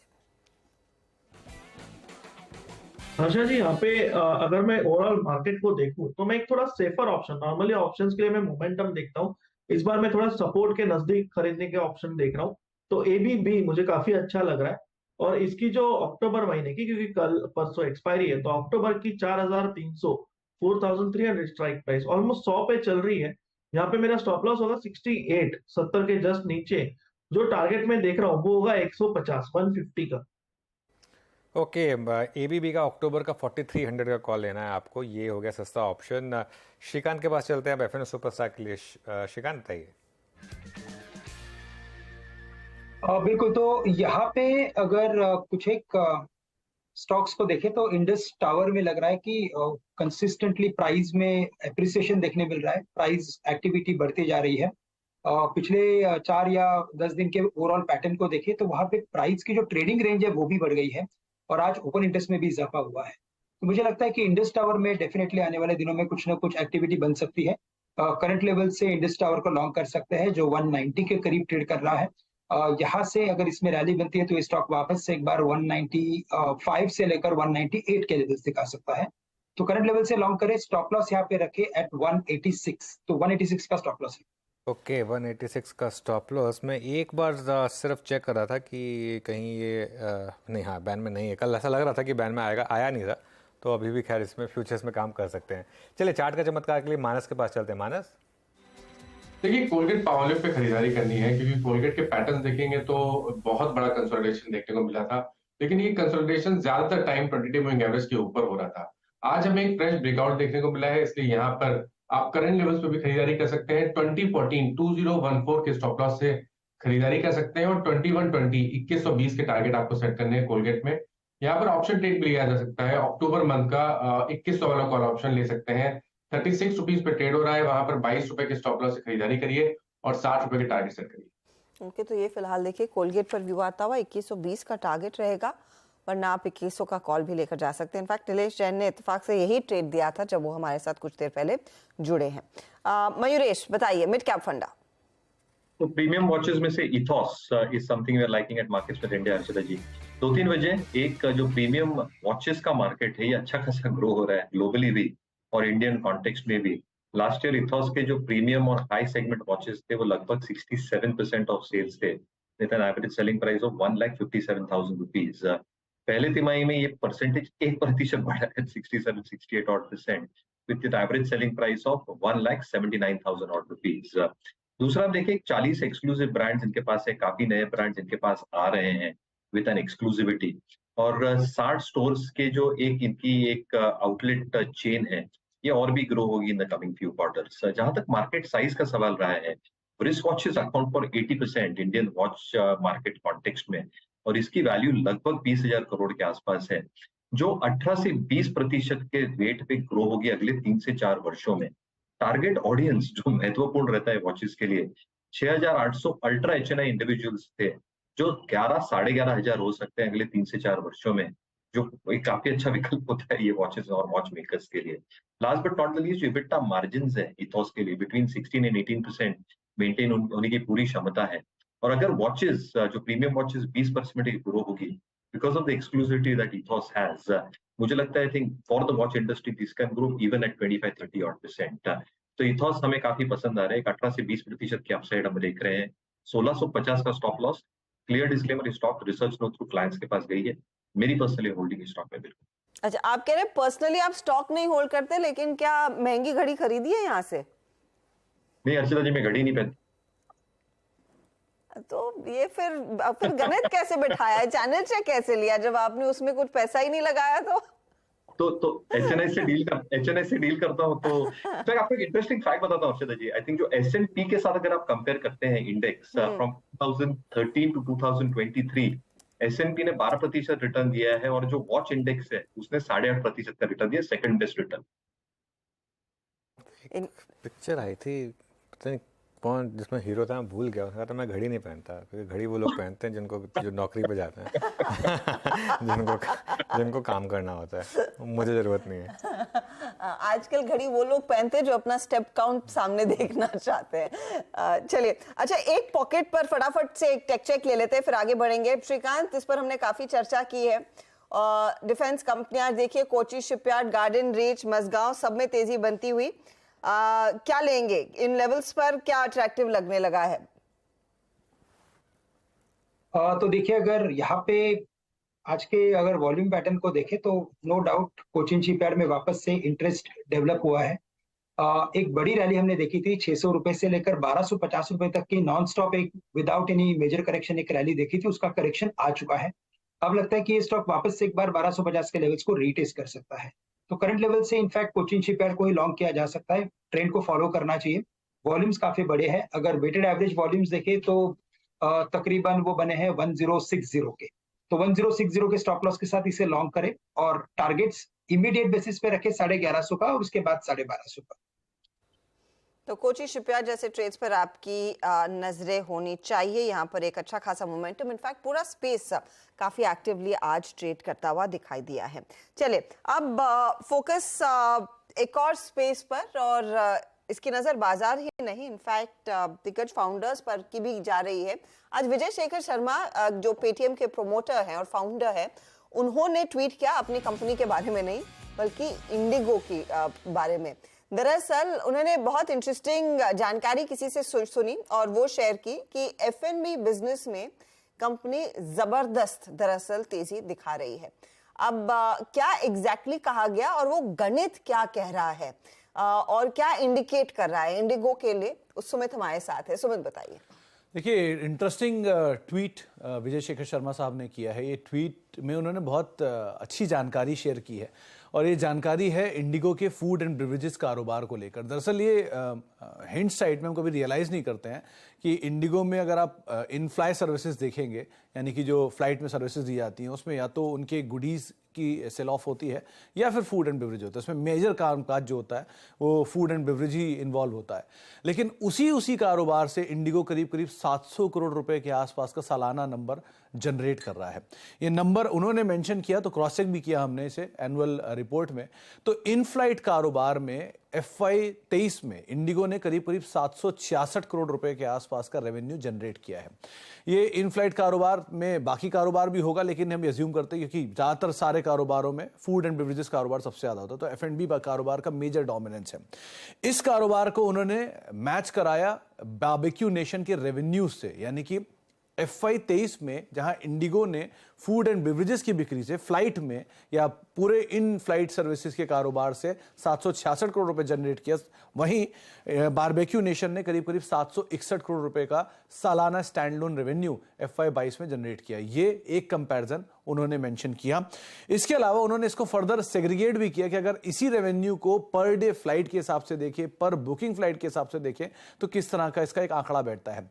करीब 1800 फ्लाइट्स रोज, 46 ऑर्डर्स पर फ्लाइट वो यहां पर एक्सपेक्ट करते हैं।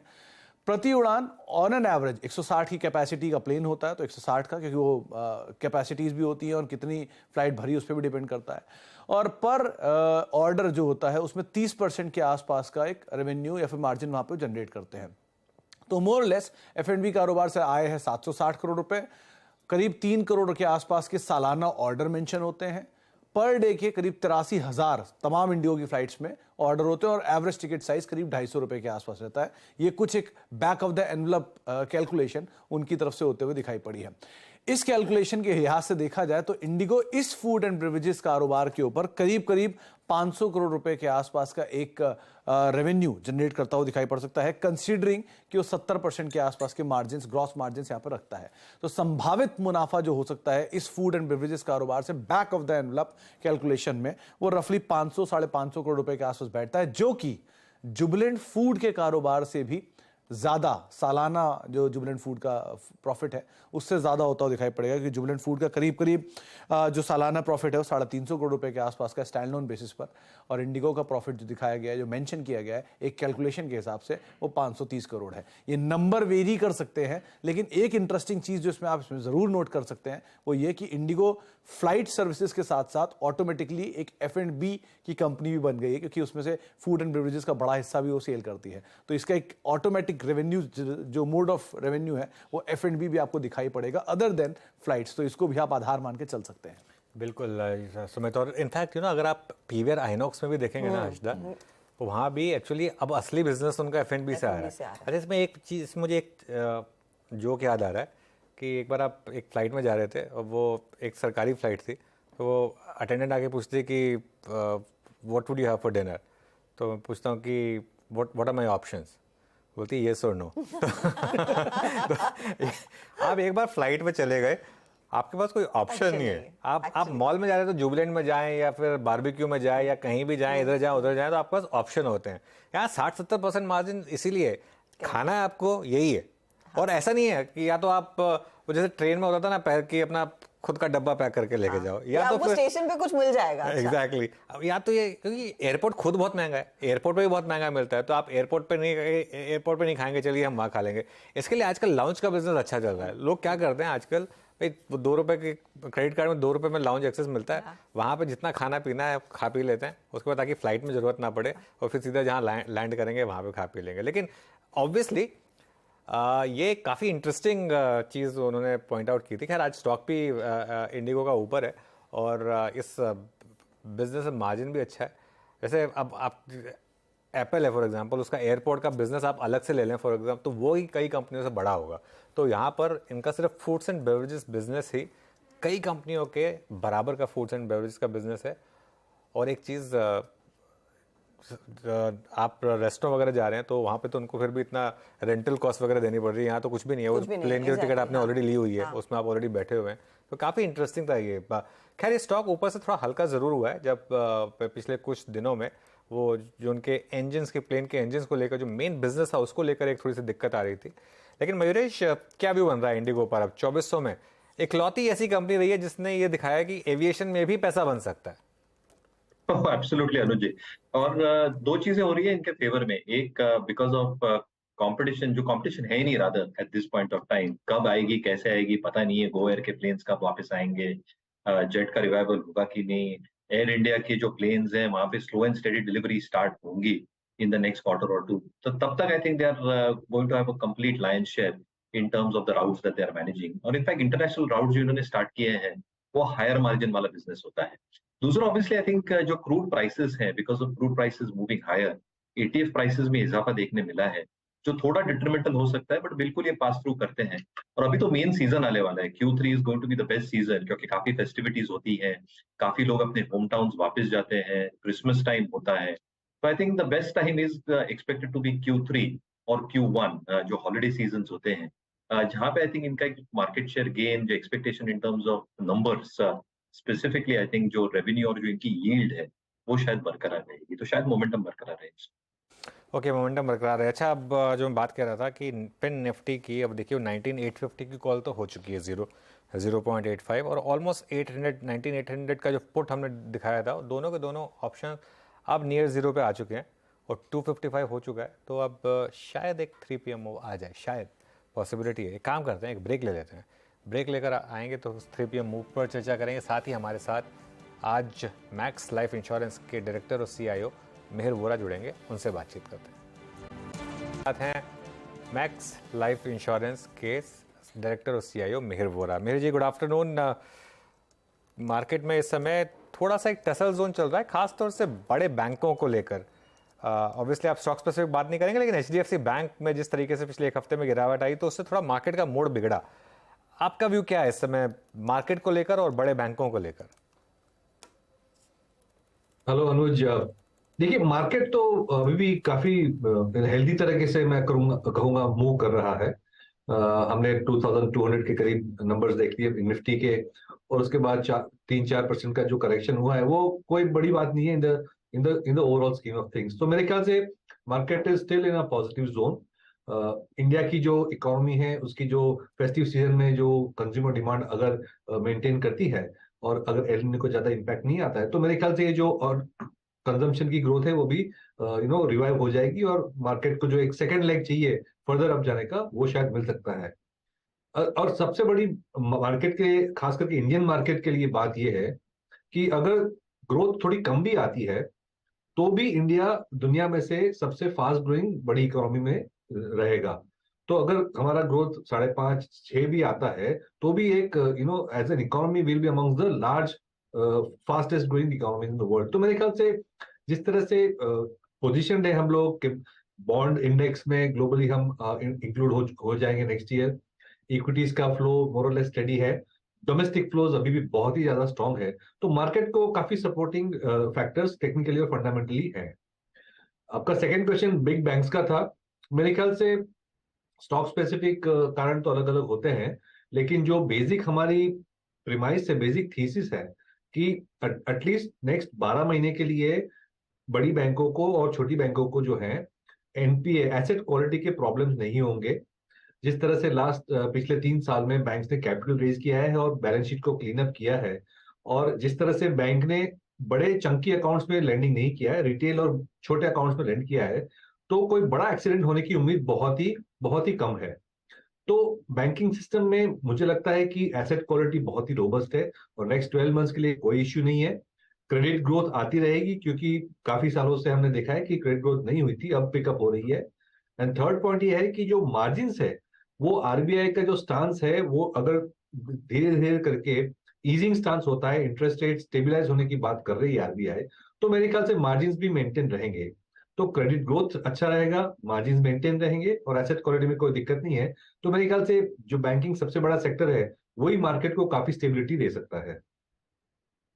आफ्टरनून मिहिर, ऑटो कंपनियों पर मैं आपका पर्सपेक्टिव चाहूंगी। आज ऑफ कोर्स आयशा की अगुवाई में तेजी है, लेकिन एक अच्छा catch up Hero, Bajaj and the likes भी दिखा रहे हैं।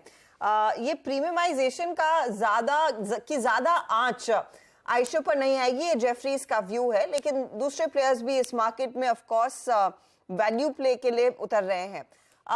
किस तरह से आप अपने आप को पोजीशन करेंगे, specially in two wheeler stocks में? ओवरऑल हम टू व्हीलर्स में अभी भी अंडरवेट है, क्योंकि प्रीमियम तो अच्छा ही कर रहा है, तो बट वो एक लिमिटेड सेगमेंट है। जो मास मार्केट है, खास करके रूरल में, वहां पे अभी भी इतनी डिमांड स्ट्रांग नहीं दिख रही है। तो ओवरऑल टू व्हीलर्स में हम अभी भी नेगेटिव है। हमारा जो पॉजिटिव स्टांस है वो कार्स और ट्रक्स वगैरह में ज्यादा है। ऐसा क्यों? लेकिन कोई एक रीजन जो अभी भी आप टू व्हीलर्स में थोड़ा अंडरवेट है?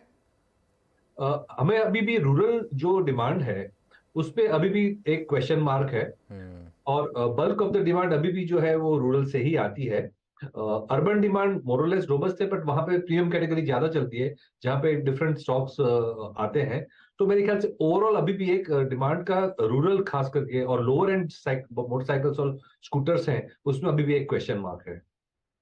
अच्छा, एक सवाल था मेरा अब पावर स्टॉक्स को लेकर। पावर स्टॉक्स में काफ़ी तेज़ी रही है पिछले कुछ दिनों में, एनटीपीसी हो, टाटा पावर हो, इवन पावर फाइनेंस स्टॉक्स में अच्छी तेज़ी रही है। यहाँ पर क्या हो रहा है आपके हिसाब से, और क्या तेज़ी बाकी है अभी यहाँ पर? हमें लग रहा है अभी भी यहाँ पे एक तेज़ी रहेगी। उसके 2-3 कारण हैं। एक तो सबसे बड़ी बात है कि जो गवर्नमेंट रिन्यूएबल्स पे पुश कर रही है वो बहुत अच्छी बात है, और लॉन्ग टर्म में उसके वजह से हमारी जो ऑयल इंपोर्ट्स है और एनर्जी की जो सेल्फ सफिशिएंसी है वो बहुत अच्छी तरह से मेंटेन होगी।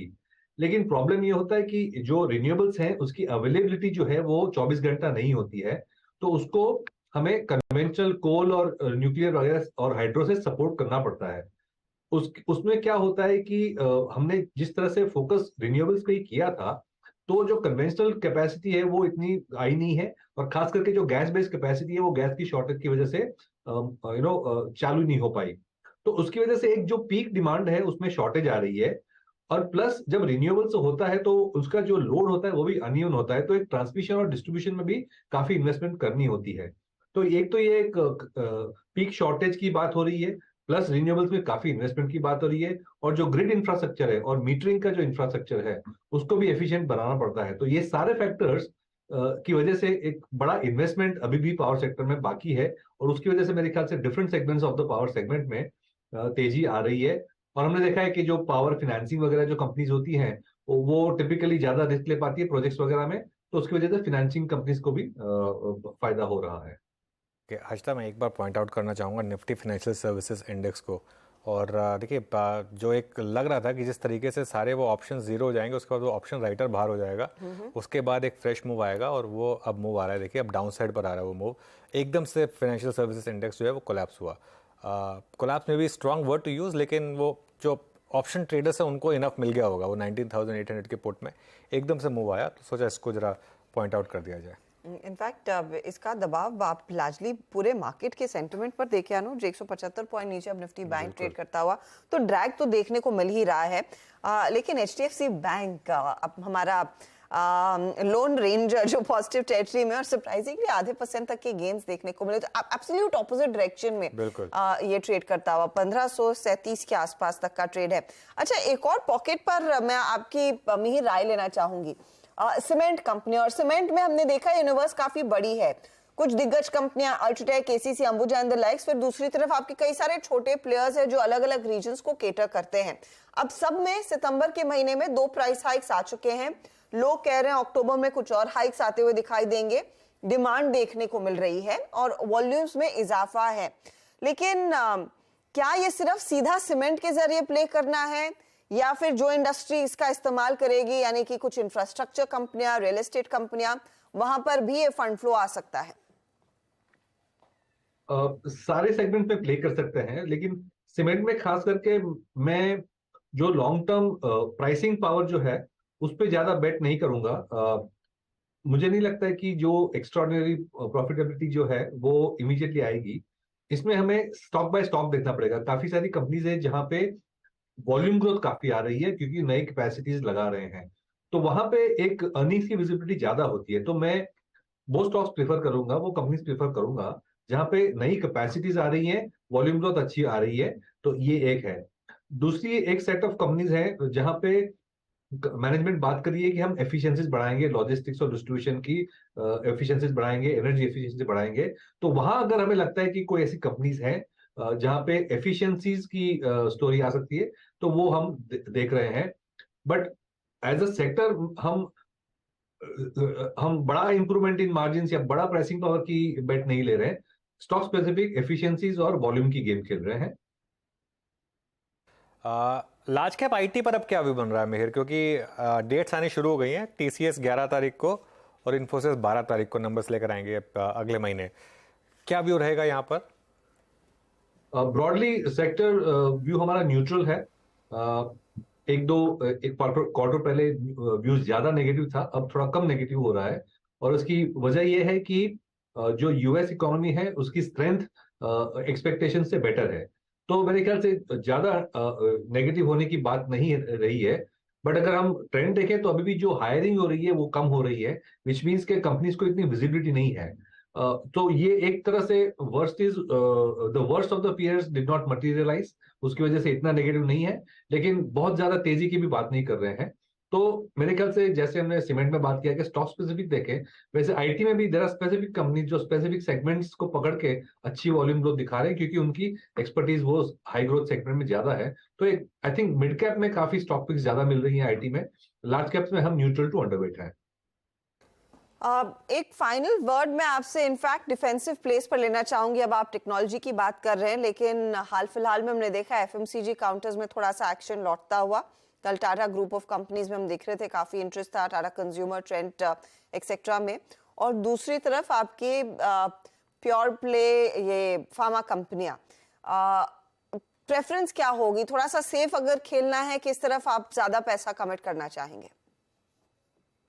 So between pharma and FMCG मैं फार्मा को प्रेफर करूंगा, क्योंकि फार्मा ने करीबन जो बड़ी जेनरिक्स कंपनी है उन्होंने करीबन 5 साल का पेन देखा है।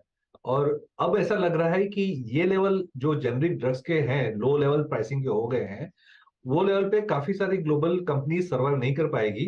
तो एक बॉटम बन गया है मेरे ख्याल से प्राइसिंग और कैपेसिटीज का। इससे कम प्राइसिंग कंपनीज नहीं कर पा रही। इनफैक्ट US में हमने 2-3 बड़ी मिड साइज फार्मास्यूटिकल जो जेनरिक कंपनीज थी उन्होंने बैंक्रप्सी के लिए भी फाइल किया है। तो मेरे ख्याल से एक प्राइसिंग प्रेशर जो 5 साल से देख रहे थे, may be the worst is over.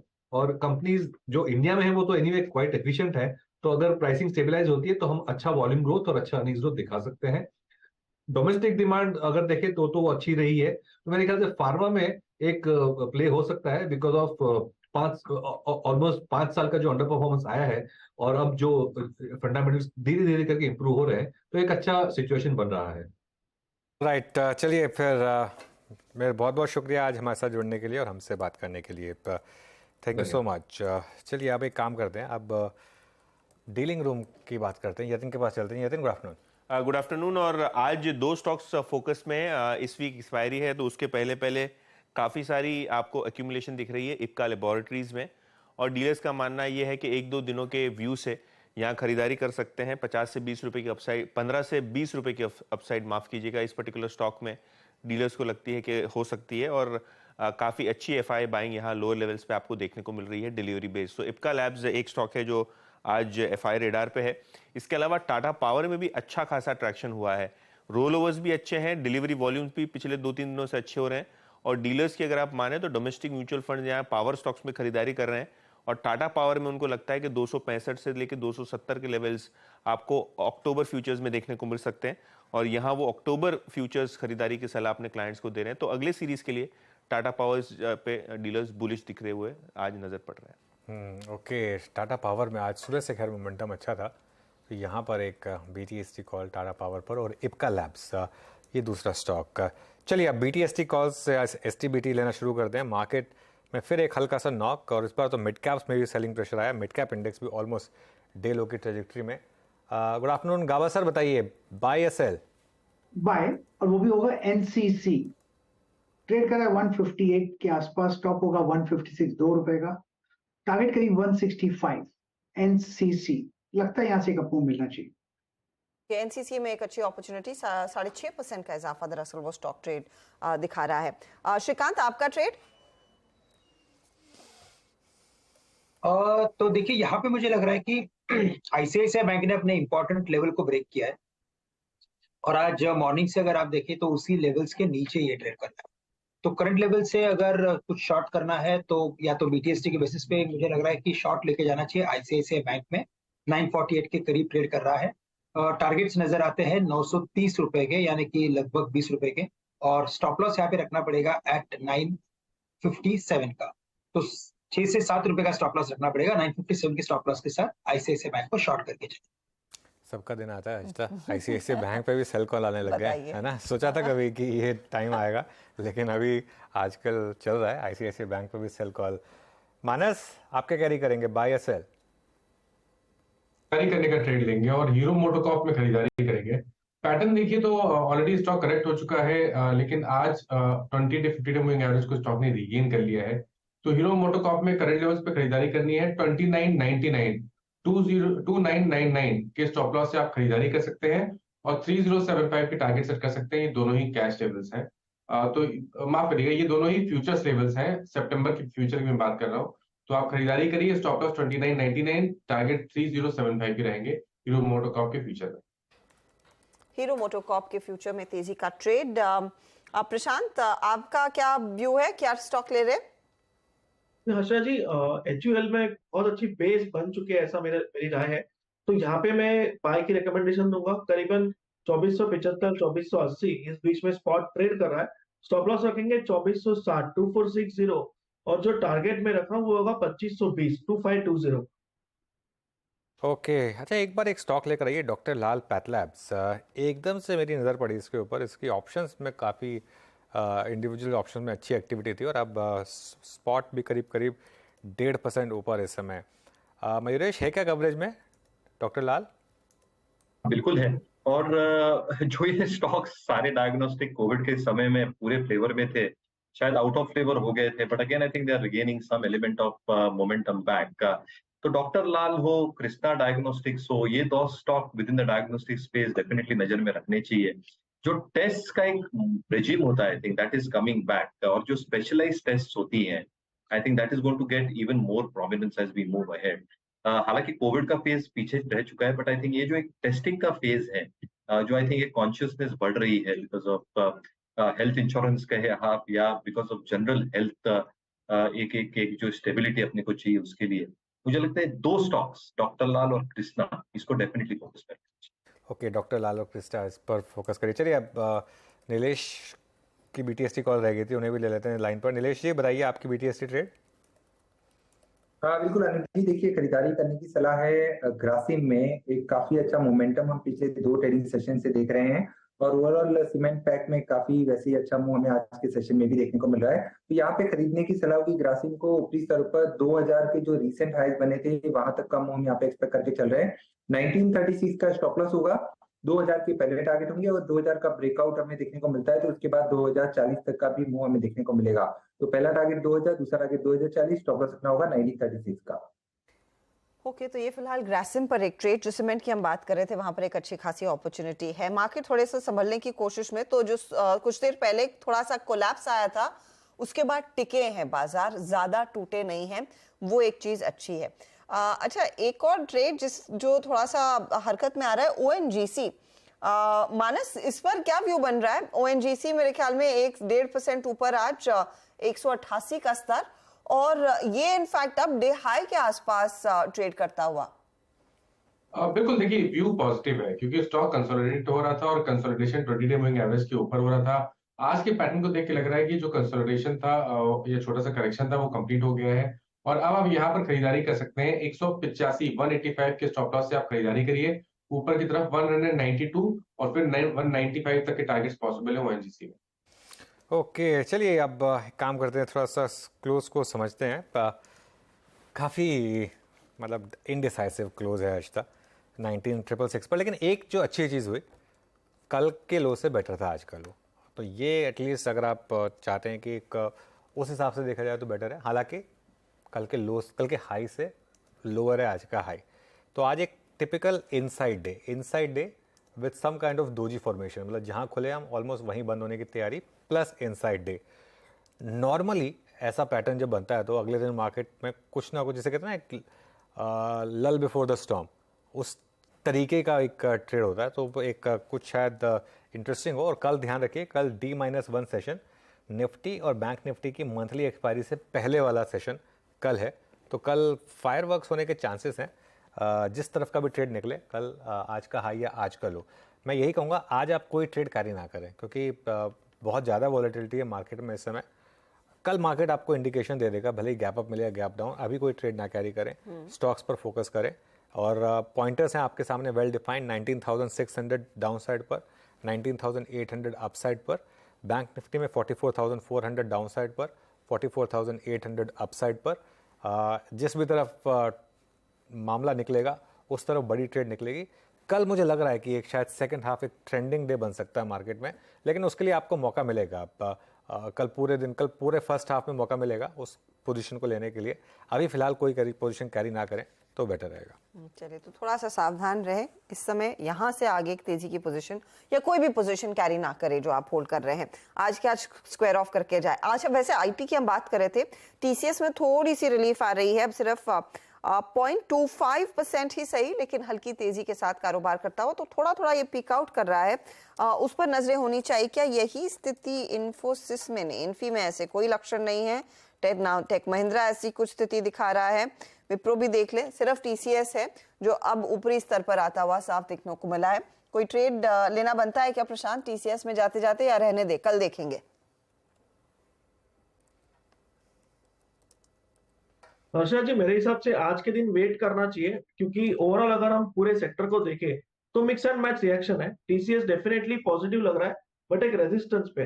तो अगर कल ये स्टॉक 3,600 के ऊपर निकल जाता है तो मुझे लग रहा है इसमें एक अच्छी मूव आ सकती है। तो कल 3,600 के ऊपर बाय करेंगे, 3,550 का स्टॉप लॉस और 3,700 प्लस के टारगेट्स कंफर्टेबली देख पाएंगे। ओके, चलिए, बाय द वे वो जो सुमित ने लिंक किया था उसको विजय शेखर शर्मा जी ने रीट्वीट किया है। खैर वो इंटरेस्टिंग थी स्टोरी काफ़ी, तो इसके लिए खैर एक बैन का डेटा देखते हैं एक बार जरा, और देखते हैं कहाँ कहाँ बैन में एंट्री होगी, कहाँ बैन से बाहर जाने की तैयारी हो रही है। एंट्री की तैयारी हो रही है डेल्टा कॉप में वापस, ध्यान रखिएगा आज ही बैन से बाहर आया था। मन्नापुरम भी आज ही बैन से बाहर आया था, वो भी बैन में जाने की तैयारी कर रहा है। 122% पोजीशन यहाँ पर, 102% पोजीशन इंडिया सीमेंट में, 102% पोजीशन इंडस टावर में, NMDC, RBL बैंक और PNB, ये सब स्टॉक्स बैन में जाने की तैयारी कर रहे हैं। बैन से बाहर आ सकते हैं, उसमें ग्रैन्यूल्स है, और अगर इंडिया बुल्स आया तो ये अपने आप में कमाल होगा, क्योंकि नॉर्मली तो ये स्टॉक मुझे लग रहा था कि पूरी सीरीज ही बैन में रहेगा, फर्स्ट डे पर ही बैन में आ गया था, और अब तो कल तो पेनल्टीमेट डे है, लेकिन ये दो स्टॉक जो शायद बैन से बाहर आ सकते हैं। तो ये फिलहाल काउंटर्स होपफुली बैन से बाहर आने की तैयारी करते हुए, लेकिन हाँ बैन में जाने की तरफ फिर डेल्टा कॉप बढ़ रहा है। अच्छा, एक दो ट्रेड्स जो हमने सुबह में मेंशन किए थे खबरों के लिहाज से, एक बार ध्यान दीजिएगा अपार इंडस्ट्रीज पर, बस मेंशन कर रही हूँ मैं, 6% तक का इजाफा वहां पर बनता दिखाई दिया। एक बहुत बड़ा मूव देखने को मिला है उसमें आज। याद रखिएगा इस वीकेंड पर ही कंपनी की बोर्ड बैठक है फंड रेज को लेकर, तो वो स्टॉक 383 के आसपास की रुपए की बढ़त दिखा रहा है। जाते जाते थोड़ा बहुत ट्रैक्शन, एक तो टीसीएस हमने जिक्र किया, बजाज फाइनेंस फिनसर्व में भी देखने को मिला है, वहां पर कुछ पोजीशंस थोड़ी सी बेहतर होती हुई दिखाई दी है। एचयूएल का जिक्र हो रहा था लेकिन बहुत माइल्ड गेन्स देखने को मिले हैं। बजाज फाइनेंस पर श्रीकांत आपकी क्या राय है? अब कल खूब चला, आज थोड़ा ठंडा है। बिल्कुल, तो देखिए यहाँ पे हमें लग रहा है कि इसमें जो तेजी बनी है उसमें और भी कंसिस्टेंसी देखने मिल सकती है, क्योंकि इसमें एक वी शेप फॉर्मेशन बना है और मोस्ट ऑफ द टाइम मैंने देखा है कि जब इसमें रैली होती है तो कम से कम जो स्टॉक होता है वो 10 से 15% चल जाता है। इस बार मुझे लग रहा है कि शायद इस बार 8000 के लेवल से क्रॉस कर सकता है बेस्ड ऑन टेक्निकल्स, क्योंकि कई सारे इसके oscillators including directional moving index जहाँ पे ट्रेंड स्ट्रांग होते जा रहा है, तो करंट लेवल से भी मुझे लगता है कि अगर कोई लॉन्ग पोजीशन अगर है तो उसमें बने रहे। टारगेट्स नजर आते हैं 8050 के, और स्टॉप लॉस या तो अगर कोई बाय ऑन डिप्स की स्ट्रेटेजी रखनी है तो 7800 के करीब इसमें बढ़िया सपोर्ट। अच्छा, जाते जाते कुछ स्टॉक्स में थोड़े अनयूजुअल मूव्स जरूर आए, उसमें एक है कोलगेट पामोलिव। एक बार कोलगेट का चार्ट लेकर आइए। कोलगेट इस समय डे हाई पर बंद हो रहा है। कोलगेट काफ़ी इंटरेस्टिंग है, यहाँ पर खैर डे हाई पर हम हैं। दूसरा स्टॉक जो मुझे इंटरेस्टिंग लग रहा है वो है एनएमडीसी। एनएमडीसी जहाँ पर स्टॉक डे लो पर आ रहा है और बैन में आने की तैयारी हो रही है, लेकिन साइमल्टेनियसली इसकी जो कॉल्स हैं उसमें थोड़ी बहुत बाइंग दिखी है। मतलब ये काफ़ी इंटरेस्टिंग है, ये बैन में आ रहा है और उससे पहले कोई कॉल बाय कर रहा है, ये एक इंटरेस्टिंग था। और एक और stock SBI life. SBI life में भी काफ़ी वॉलेटिलिटी है पिछले 5 मिनटों में। आप लास्ट की 2-3 कैंडल्स देखिए, काफ़ी वॉलेटिलिटी है यहाँ पर। ये एक इंटरेस्टिंग मूव यहाँ पर इस समय आपको दिखाई देगा। और एक पिरामल एंटरप्राइजेस लेकर आइए। पिरामल एंटरप्राइजेस, ये स्टॉक एकदम से डे लो पर आया और यहाँ पर काफ़ी सेलिंग हुई है इस समय। इनफैक्ट पिरामल एंटरप्राइजेस जो है अभी फ्रेश डे लो पर। पीवीआर आइनॉक्स डे लो पर आया, इन्फोसिस डे लो पर आया। इन्फोसिस में इनफैक्ट आज अच्छी खासी सेलिंग हुई हर्षता। और टाटा केमिकल्स, यहाँ पर भी थोड़ी सी आज सेलिंग हुई। तो काफ़ी स्टॉक्स हैं जहाँ सेलिंग हो रही। टाटा कंज्यूमर शुरुआत में डे हाई लगाया इसने, लाइफ टाइम हाई लगाया, लेकिन अब जो क्लोज हो रहा है वो काफ़ी वीक, एंड में कोलैप्स हुआ ये स्टॉक एकदम से। देखिए डे लो पर जाकर बंद होने की तैयारी कर रहा है टाटा कंज्यूमर। अदानी एंटरप्राइजेस भी लेकर आइए एक बार, यहाँ पर भी इंटरेस्टिंग मूव। जी एंटरटेनमेंट, काफ़ी स्टॉक्स हैं जो सुबह स्ट्रॉन्ग थे लेकिन सेकेंड हाफ में कोलैप्स कर रहे हैं, उसमें जी एंटरटेनमेंट भी एक स्टॉक है। मानस, जी पर कोई व्यू? देखिए जी में कंसोलिडेशन दिख रहा था पहले, लेकिन अब लोअर टॉप लोअर बॉटम दिख रहे हैं। स्टॉक अपने 20 डे मूविंग एवरेज के नीचे फिसला है। आई थिंक ये अब अपने 50 डे मूविंग एवरेज की तरफ जाने की कोशिश करेगा, जो कि 254 है। तो 6-7 रुपए का डाउनसाइड करंट लेवल से देखने को मिल सकता है। तो आपको यहाँ पर खरीदारी नहीं करनी है, वेट करिए। अगर 20 डे मूविंग एवरेज के ऊपर निकले, 270 के ऊपर निकले, तभी खरीदारी करनी है, अदरवाइज अवॉइड करिए। ओके, तो फिलहाल 270 के ऊपर जाए तभी तेजी करेंगे। अच्छा, एक दो ट्रेड्स को रिविजिट करते हैं। एक तो कोलगेट, और कोलगेट पर 2 राय आई थी। मेरे ख्याल में मानस ने दी थी कॉल और कोलगेट पर नीलेश जैन ने दी थी। आज का क्लोज 2072 के आसपास आता हुआ, तो पहला टारगेट जो है वो नीलेश जैन वाला अचीव हो चुका है। और मानस, इसे आप कैरी करेंगे, राइट?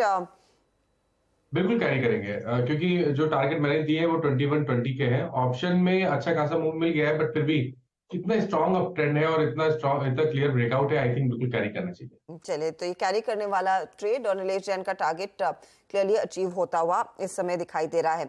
साथ ही एक और ट्रेड जो हम मेंशन कर भी रहे थे, वो ऑफ कोर्स डिक्सन टेक के रूप में आया 5101 के आसपास। अब मयूरेश, ये जो पर्सपेक्टिव डैम कैपिटल ने रखा है 6000 का, वो उस टारगेट से आप क्या संतुष्ट है, या फिर पॉसिबिलिटी है कि और भी बेहतर रिटर्न्स दे सकता है काउंटर? जिस तरह की अपॉर्चुनिटी अब हार्डवेयर पीएलआई में भी आएगी इसके लिए, और ऑफ कोर्स जो मैन्युफैक्चरिंग साइड पर मोबाइल बिजनेस में कंपनी स्केल करना चाहती है। ये अपॉर्चुनिटीज तो काफी है इनके पास, and within the scope itself, जो पूरी हम मोबाइल सेट्स की बात कर रहे हैं, टीवी सेट्स की बात कर रहे हैं, सेट टॉप बॉक्सेस की बात कर रहे हैं, अच्छी खासी आई थिंक एक अपॉर्चुनिटी आ सकती है। But I think it's more about the mix, Harshita जी।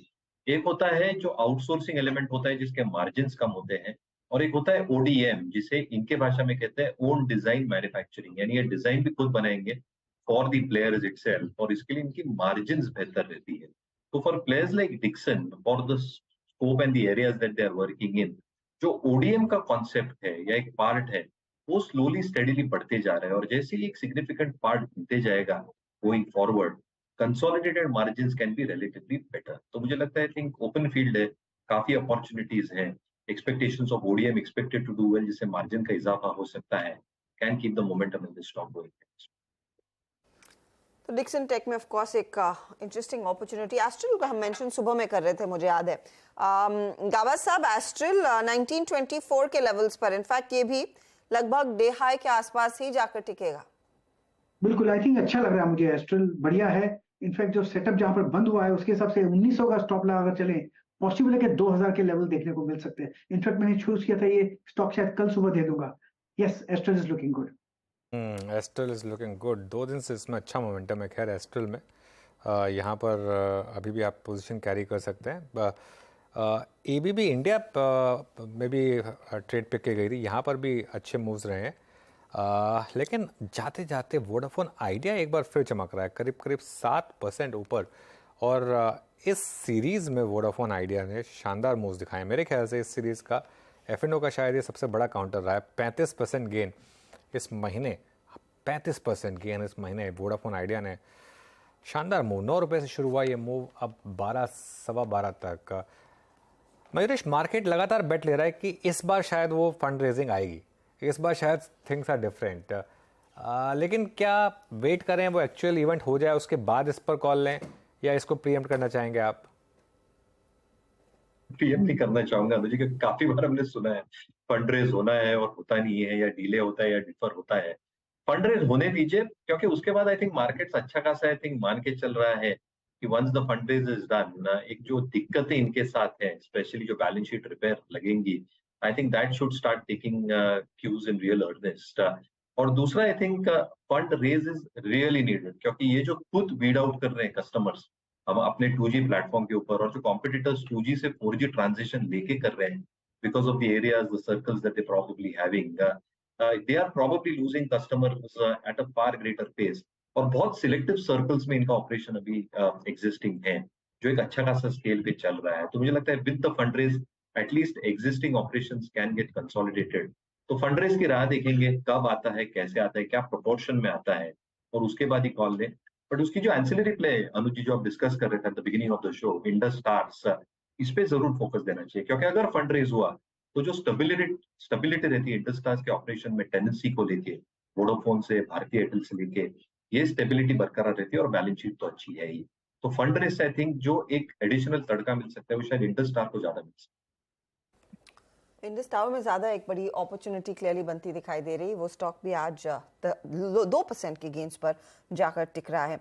अच्छा, निफ्टी और निफ्टी बैंक आपकी स्क्रीन पर लेकर आते हैं। अब आखिरी 3-3.5 मिनट बचे हैं, तो ठीक बीचों बीच एकदम मझधार में इंडेक्स जाकर टिका है, लो से दूर और हाई से करीब 30 पॉइंट नीचे, 30 पॉइंट का डिफरेंस है ऊपर नीचे दोनों में। तो 19,666 के आसपास तक का क्लोज, 7 पॉइंट ही नीचे है, फ्लैट है। निफ्टी बैंक 131 पॉइंट नीचे।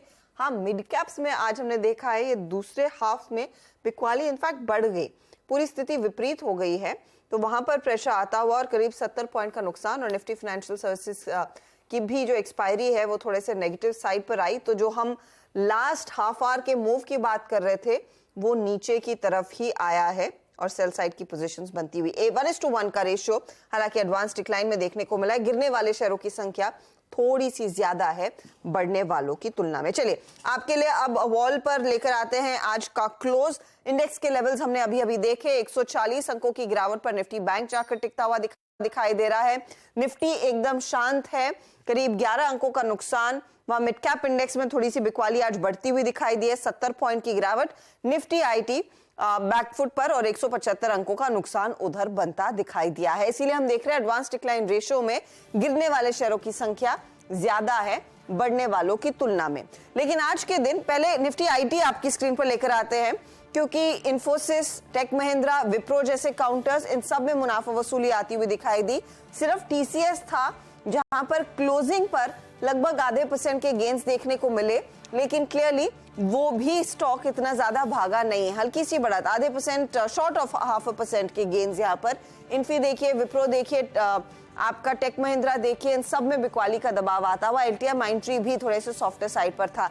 इन्फी में ज्यादा दबाव देखा गया, लगभग 1% का ड्रैग, टेक महिंद्रा में 1% से ज्यादा का ड्रैग, और दूसरे मिड कैप आईटी काउंटर्स भी आज फिर करेक्ट होते हुए दिखाई दिए हैं।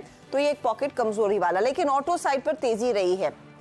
ऑटो इंडेक्स में जो तेजी की वजह है वो डेफिनेटली आज आइशर मोटर्स है।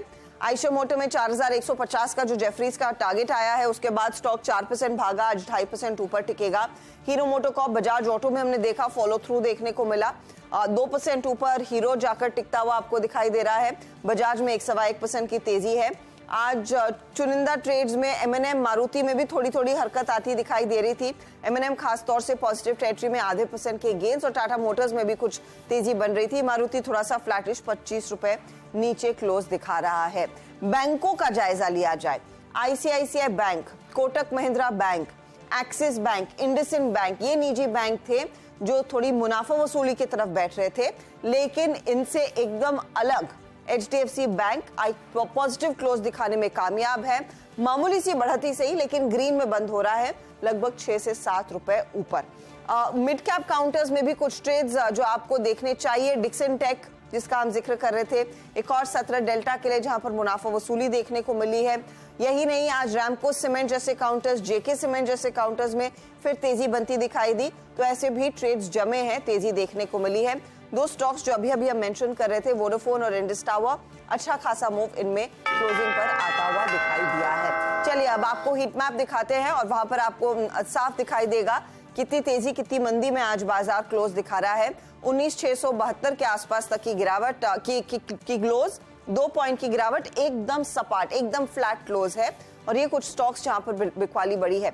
अदानी एंटरप्राइजेस, सिप्ला जैसे काउंटर्स, टाइटन जैसे काउंटर्स, इनमें भी हमने देखा है सेल साइड की पोजीशन। एशियन पेंट की भी हम सुबह में बात कर रहे थे, वीक खुला और लगभग 0.85% की गिरावट पर जाकर टिका है। Eicher, hero, Nestle, ONGC, Bajaj auto, Tata steel जैसे स्टॉक्स में तेजी देखने को मिली आज। ब्रिटानिया भी हरकत में, एचयूएल भी हरकत में। तो 3 एफएमसीजी प्लेयर्स में हमने देखी है खरीदारी आज के दिन बनी, और आईटीसी भी थोड़े से खरीदारी के मूड में आया, लेकिन 442 पर आकर रुकता हुआ दिखाई दिया है। यह है आपके लिए आज का क्लोज, एकदम शांत क्लोज देखने को मिल रहा है। एक मिड कैप साइड ही है जहां पर थोड़ा सा प्रेशर बना, 70 पॉइंट का ही सही। लेकिन नीरज और आशीष ने जो आज ट्रेड सुबह में पकड़े, उसका कितना फायदा इनके हाथ लगा है वो आपकी स्क्रीन पर अब लेकर आते हैं। तो आशीष की टीम में वोल्टाम ट्रांसफॉर्मर था, आज की उस ब्लॉक डील के बाद स्टॉक टूटेगा इन्होंने कहा। किर्लोस्कर ऑयल, चमनलाल सेठिया, केआरबीएल तेजी की तरफ वाले ट्रेड्स थे आज। नीरज ने जो स्टॉक्स आइडेंटिफाई किए उसमें तेजी वाले काउंटर ज्यादा। कल्याण ज्वेलर्स 6.5% ऊपर, आरपीपी 5% ऊपर, वरुण बेवरेजेस 4.5% ऊपर, और डिक्सन टेक में भी 4-4.25% के गेन्स देखने को मिले। चलिए फिर आज का ट्रेडिंग सेशन खत्म, और अब कल होगी आपसे मुलाकात। कल जैसा मैंने कहा इंपॉर्टेंट दिन, क्योंकि penultimate session of the series, मतलब एक्सपायरी से एक दिन पहले का सेशन। कल कोई भी वीकली एक्सपायरी नहीं है, इस चीज़ का ध्यान रखिएगा। तो कल अगर आप सिर्फ डेली एक्सपायरी में बिलीव करते हैं तो कल छुट्टी ले लीजिए और परसों आइएगा, लेकिन अदरवाइज कल काफ़ी इंपॉर्टेंट ट्रेडिंग सेशन, शायद सेकेंड हाफ में एक ट्रेंडिंग डे बने। तो हर्षिता कल मिलेंगे फिर। जी हाँ, कल सुबह में आपके लिए लेकर आएंगे ऑफ कोर्स ग्लोबल मार्केट का जायजा और कल के नए ट्रेड्स के लिए बड़े बड़े आइडियाज। लेकिन फिलहाल हमें दीजिए इजाजत, खबरों का सिलसिला जारी रहेगा। नमस्कार।